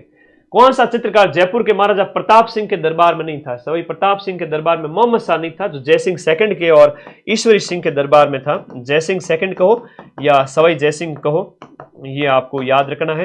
और भगवान कृष्ण के चित्रकारी से संबंधित है। आदमकद, ये आदमकद तो ईश्वरी सिंह के दरबारी जो उनके चित्रकार उनके द्वारा बनाए गए थे। मोहम्मद शाह आपका ईश्वरी सिंह और जयसिंह सेकंड। जयसिंह सेकंड की बात करें, इनका टाइम कौन सा है? जयसिंह सेकंड 1700 से 1743 और ईश्वरी सिंह आपके 1748-50 के आसपास। ठीक है, जो सरगासुली से कूद करके नीचे गिर गए थे। लास्ट क्वेश्चन है, कथन को आपको चयन करना है। आरपीएससी फर्स्ट ग्रेड और सेकंड ग्रेड में इससे भी टफ क्वेश्चन दिए गए थे, जहां मैंने 80% क्वेश्चन मिलाए थे। तो सीधी सी बात है, थोड़ा पढ़ना पड़ेगा। मार्केट की गाइड और मार्केटिंग वाले जो इधर उधर के कोर्स होते हैं ना, वहां भरोसा मत करो, जहां विश्वास हो वहीं पढ़ो। जो कि आपका माइंड मैप है, सीधी सी बात है। जिस दिन मेरे क्वेश्चन नहीं मिले उस दिन मेरे से भी मत पढ़ना। सही विकल्प का चयन करना है कि राजा चंद्रसेन जो है, जिन्हें महाराणा प्रताप का अग्रगामी कहते हैं, 16वीं शताब्दी के अंदर राव चंद्रसेन राजस्थान के पहले राजपूत राजा थे, जिन्होंने मुगल सम्राट अकबर की सत्ता को चुनौती दी थी, बिल्कुल दी थी। राम उदय और ये जो भाई थे नागौर दरबार में नहीं गए थे ये, तो ये पहले शासक थे, तो प्रताप का अग्रगामी इन्हें कहा जाता है। मारवाड़ का भूला बिसरा राजा कहा जाता है, प्रताप का अग्रगामी। सारण की पहाड़ी पाली में यहां इनकी छतरी बनी हुई है, यहीं पर इन्होंने 1580 के आसपास अपना जीवन त्याग दिया था, मुगलों से लोहा लेते लेते। नागौर दरबार 1570 में बीकानेर के कल्याणमल, बिल्कुल कल्याणमल का तो कल्याण हो गया है ना, बीकानेर का कल्याणमल, जैसलमेर का हरराय, आमेर के कछवा राजवंश के अंदर हम बात करें तो ये आपके भारमल, भगवंत दास, मानसिंह सब गए थे, अकबर की अधीनता स्वीकार की थी। दोनों ही कथन आपके यहां पर क्या है, सही है। तो थैंक यू, धन्यवाद। क्या सीखे? तो मेरे प्यारे उस्ताद ये सीखे कि पेपर चाहे कितना भी कठिन आए, हमें सारा पेपर अटेम्प्ट नहीं करना है। करंट अफेयर्स में हमें डरना नहीं है। करंट में अगर हम 50-50 भी कर पा रहे हैं तो आप लोग सेफ हैं। करंट में आपका अगर 50% भी कर रहे हो तो सेफ है। सारे प्रश्न को नहीं करने हैं, 20 क्वेश्चन, हो सकता है 25 क्वेश्चन छोड़ने तो पड़े। ठीक है, ओके, धन्यवाद, थैंक यू। और पढ़ते रहिए, मस्त रहिए। और फिर से कह रहा हूं, 5 अप्रैल के दिन तैयार रहना, थानेदार का पेपर होगा, जिसका कोर्स मैंने लॉन्च किया हुआ है। मेरी क्लिप काट कर तो पूरा राजस्थान बैठा है, बच्चे नहीं विरोधी, कि किसी दिन मदन सर का हम मजाक बनाएंगे कि इनके क्वेश्चन नहीं मिले। तो सेकंड ग्रेड का सितंबर में पेपर हुआ था, जिसके प्रूफ दिए हुए हैं 100 में से 80। 13 सितंबर टेलीग्राम पे पोस्ट देख लेना। और 24 जून 2025 की फर्स्ट ग्रेड में 55 में से 42 क्वेश्चन, ये प्रूफ दिए हुए ऑलरेडी। मैं तो प्रूफ दे दे के परेशान हो गया। और इसी बैच में से मैं दूंगा थानेदार के 5 अप्रैल के दिन प्रूफ। ठीक है, धन्यवाद, थैंक यू। पढ़ते रहो, मस्त रहो। मेरा पूरा दिन इसी पढ़ाई में बीतता है। और बच्चों को पढ़ाने की जिम्मेदारी माँ सरस्वती ने दी है, तो ईमानदारी से पढ़ाते हैं, दिल से पढ़ाते हैं। बैच लॉन्च करते हैं तो एकदम नॉमिनल प्राइस के अंदर, जितने में हमारा खर्चा निकल जाए, टीम का खर्चा निकल जाए, बहुत सारी कॉस्ट होती है, और उतने में मैं चाहूँ तो इस बैच को 5000 कर दूँ, बच्चे लेंगे फिर भी, लेकिन वो एक्स्ट्रा 3000 मैं अपनी तिजोरी में नहीं रख सकता। ठीक है, जितने में नॉमिनल फीस में हमारा हो जाता है सारा काम, उतने में हम फीस रखते हैं। और इसी के अंदर 40 टेस्ट है। ठीक है, 40 न्यू टेस्ट है, हिंदी के 20 और 20 ही आपके जीके के। हो सकता है हम 10 टेस्ट पेपर और भी दे देवे। 40 नए टेस्ट सीरीज भी हमने स्टार्ट कर दी है। आप लोग इधर उधर भटके नहीं कि ऑफलाइन जा रहे हो, कर रहे हो, OMR लेके आ जाओ और खुद ही दो इसमें से, तो कहीं नहीं भटकना है। अपने आप को अंडरग्राउंड कर लीजिए। माइंड मैप का बैच, माइंड मैप का थानेदार का batch plus 3 books of mind map, और पढ़ने की हिम्मत है तो 300 नंबर आपके हैं, कहीं नहीं गए। ठीक है, 300 अंक का स्कोर कर लोगे। बाकी ज्यादा पढ़ना नहीं है, रिवाइज कर नहीं पाओगे। लिमिटेड पढ़ो, अच्छा पढ़ो, कंटेंट को शॉर्ट करो। और नोट्स के प्रूफ नहीं, जो है आपके क्वेश्चंस जो है आपको नोट्स नहीं बनाने हैं। आप लोगों को नोट्स ऑलरेडी इन किताबों में है, चाहे आपको इंडिया जी के किताब हो, चाहे राजस्थान जी के हो। अब घर बैठे भी मंगा सकते हो कि भाई गुरुजी मैं तो दूर हूं, मेरी किताब मिल रही है कि नहीं मिल रही है। तो 94 60 97 14 50 व्हाट्सएप नंबर है माइंड मैप के। किताब के लिए ऑर्डर करो, 5 दिन के अंदर अंदर किताब घर आ जाएगी। ये 2 किताब हो गई, और एक हिंदी की किताब है अपने ही हिंदी माइंड मैप की, जिसमें थानेदार का पूरा सिलेबस है हिंदी का। 3 किताबें रट लो तो भी आप सिलेक्शन के बहुत करीब चले जाओगे, बहुत करीब, और कर लोगे सिलेक्शन। 3 किताबें पढ़ ली और बैच को खाली देखना है। ठीक है, नोट्स नहीं बनाने हैं। ठीक है, धन्यवाद, थैंक यू। और माँ सरस्वती उसी का रिजल्ट जारी करेंगे जो उनकी जितनी भक्ति करेंगे। तो समझ जाओ, रोजाना सुबह 7 बजे से लेकर 12 बजे तक बिना कुछ खाए पिए पढ़ लो। बाकी दिन भर में क्या करते हो मुझे कोई मतलब उससे मेरा मतलब नहीं है कि आप लोग, मेरी कोई शिकायत भी नहीं है आप लोगों से कि आप पढ़ते नहीं हो ये वो। एटलीस्ट सुबह के जो 5 घंटे 4 घंटे 6 घंटे आप पढ़ लो, उसके बाद में आप लोग आराम से दिन में रेस्ट करो, खाना खाओ, 2-3 घंटे नींद निकालो, फिर वापस पढ़ने बैठो। ठीक है, धन्यवाद, टेक केयर, मिलते हैं बैच के अंदर।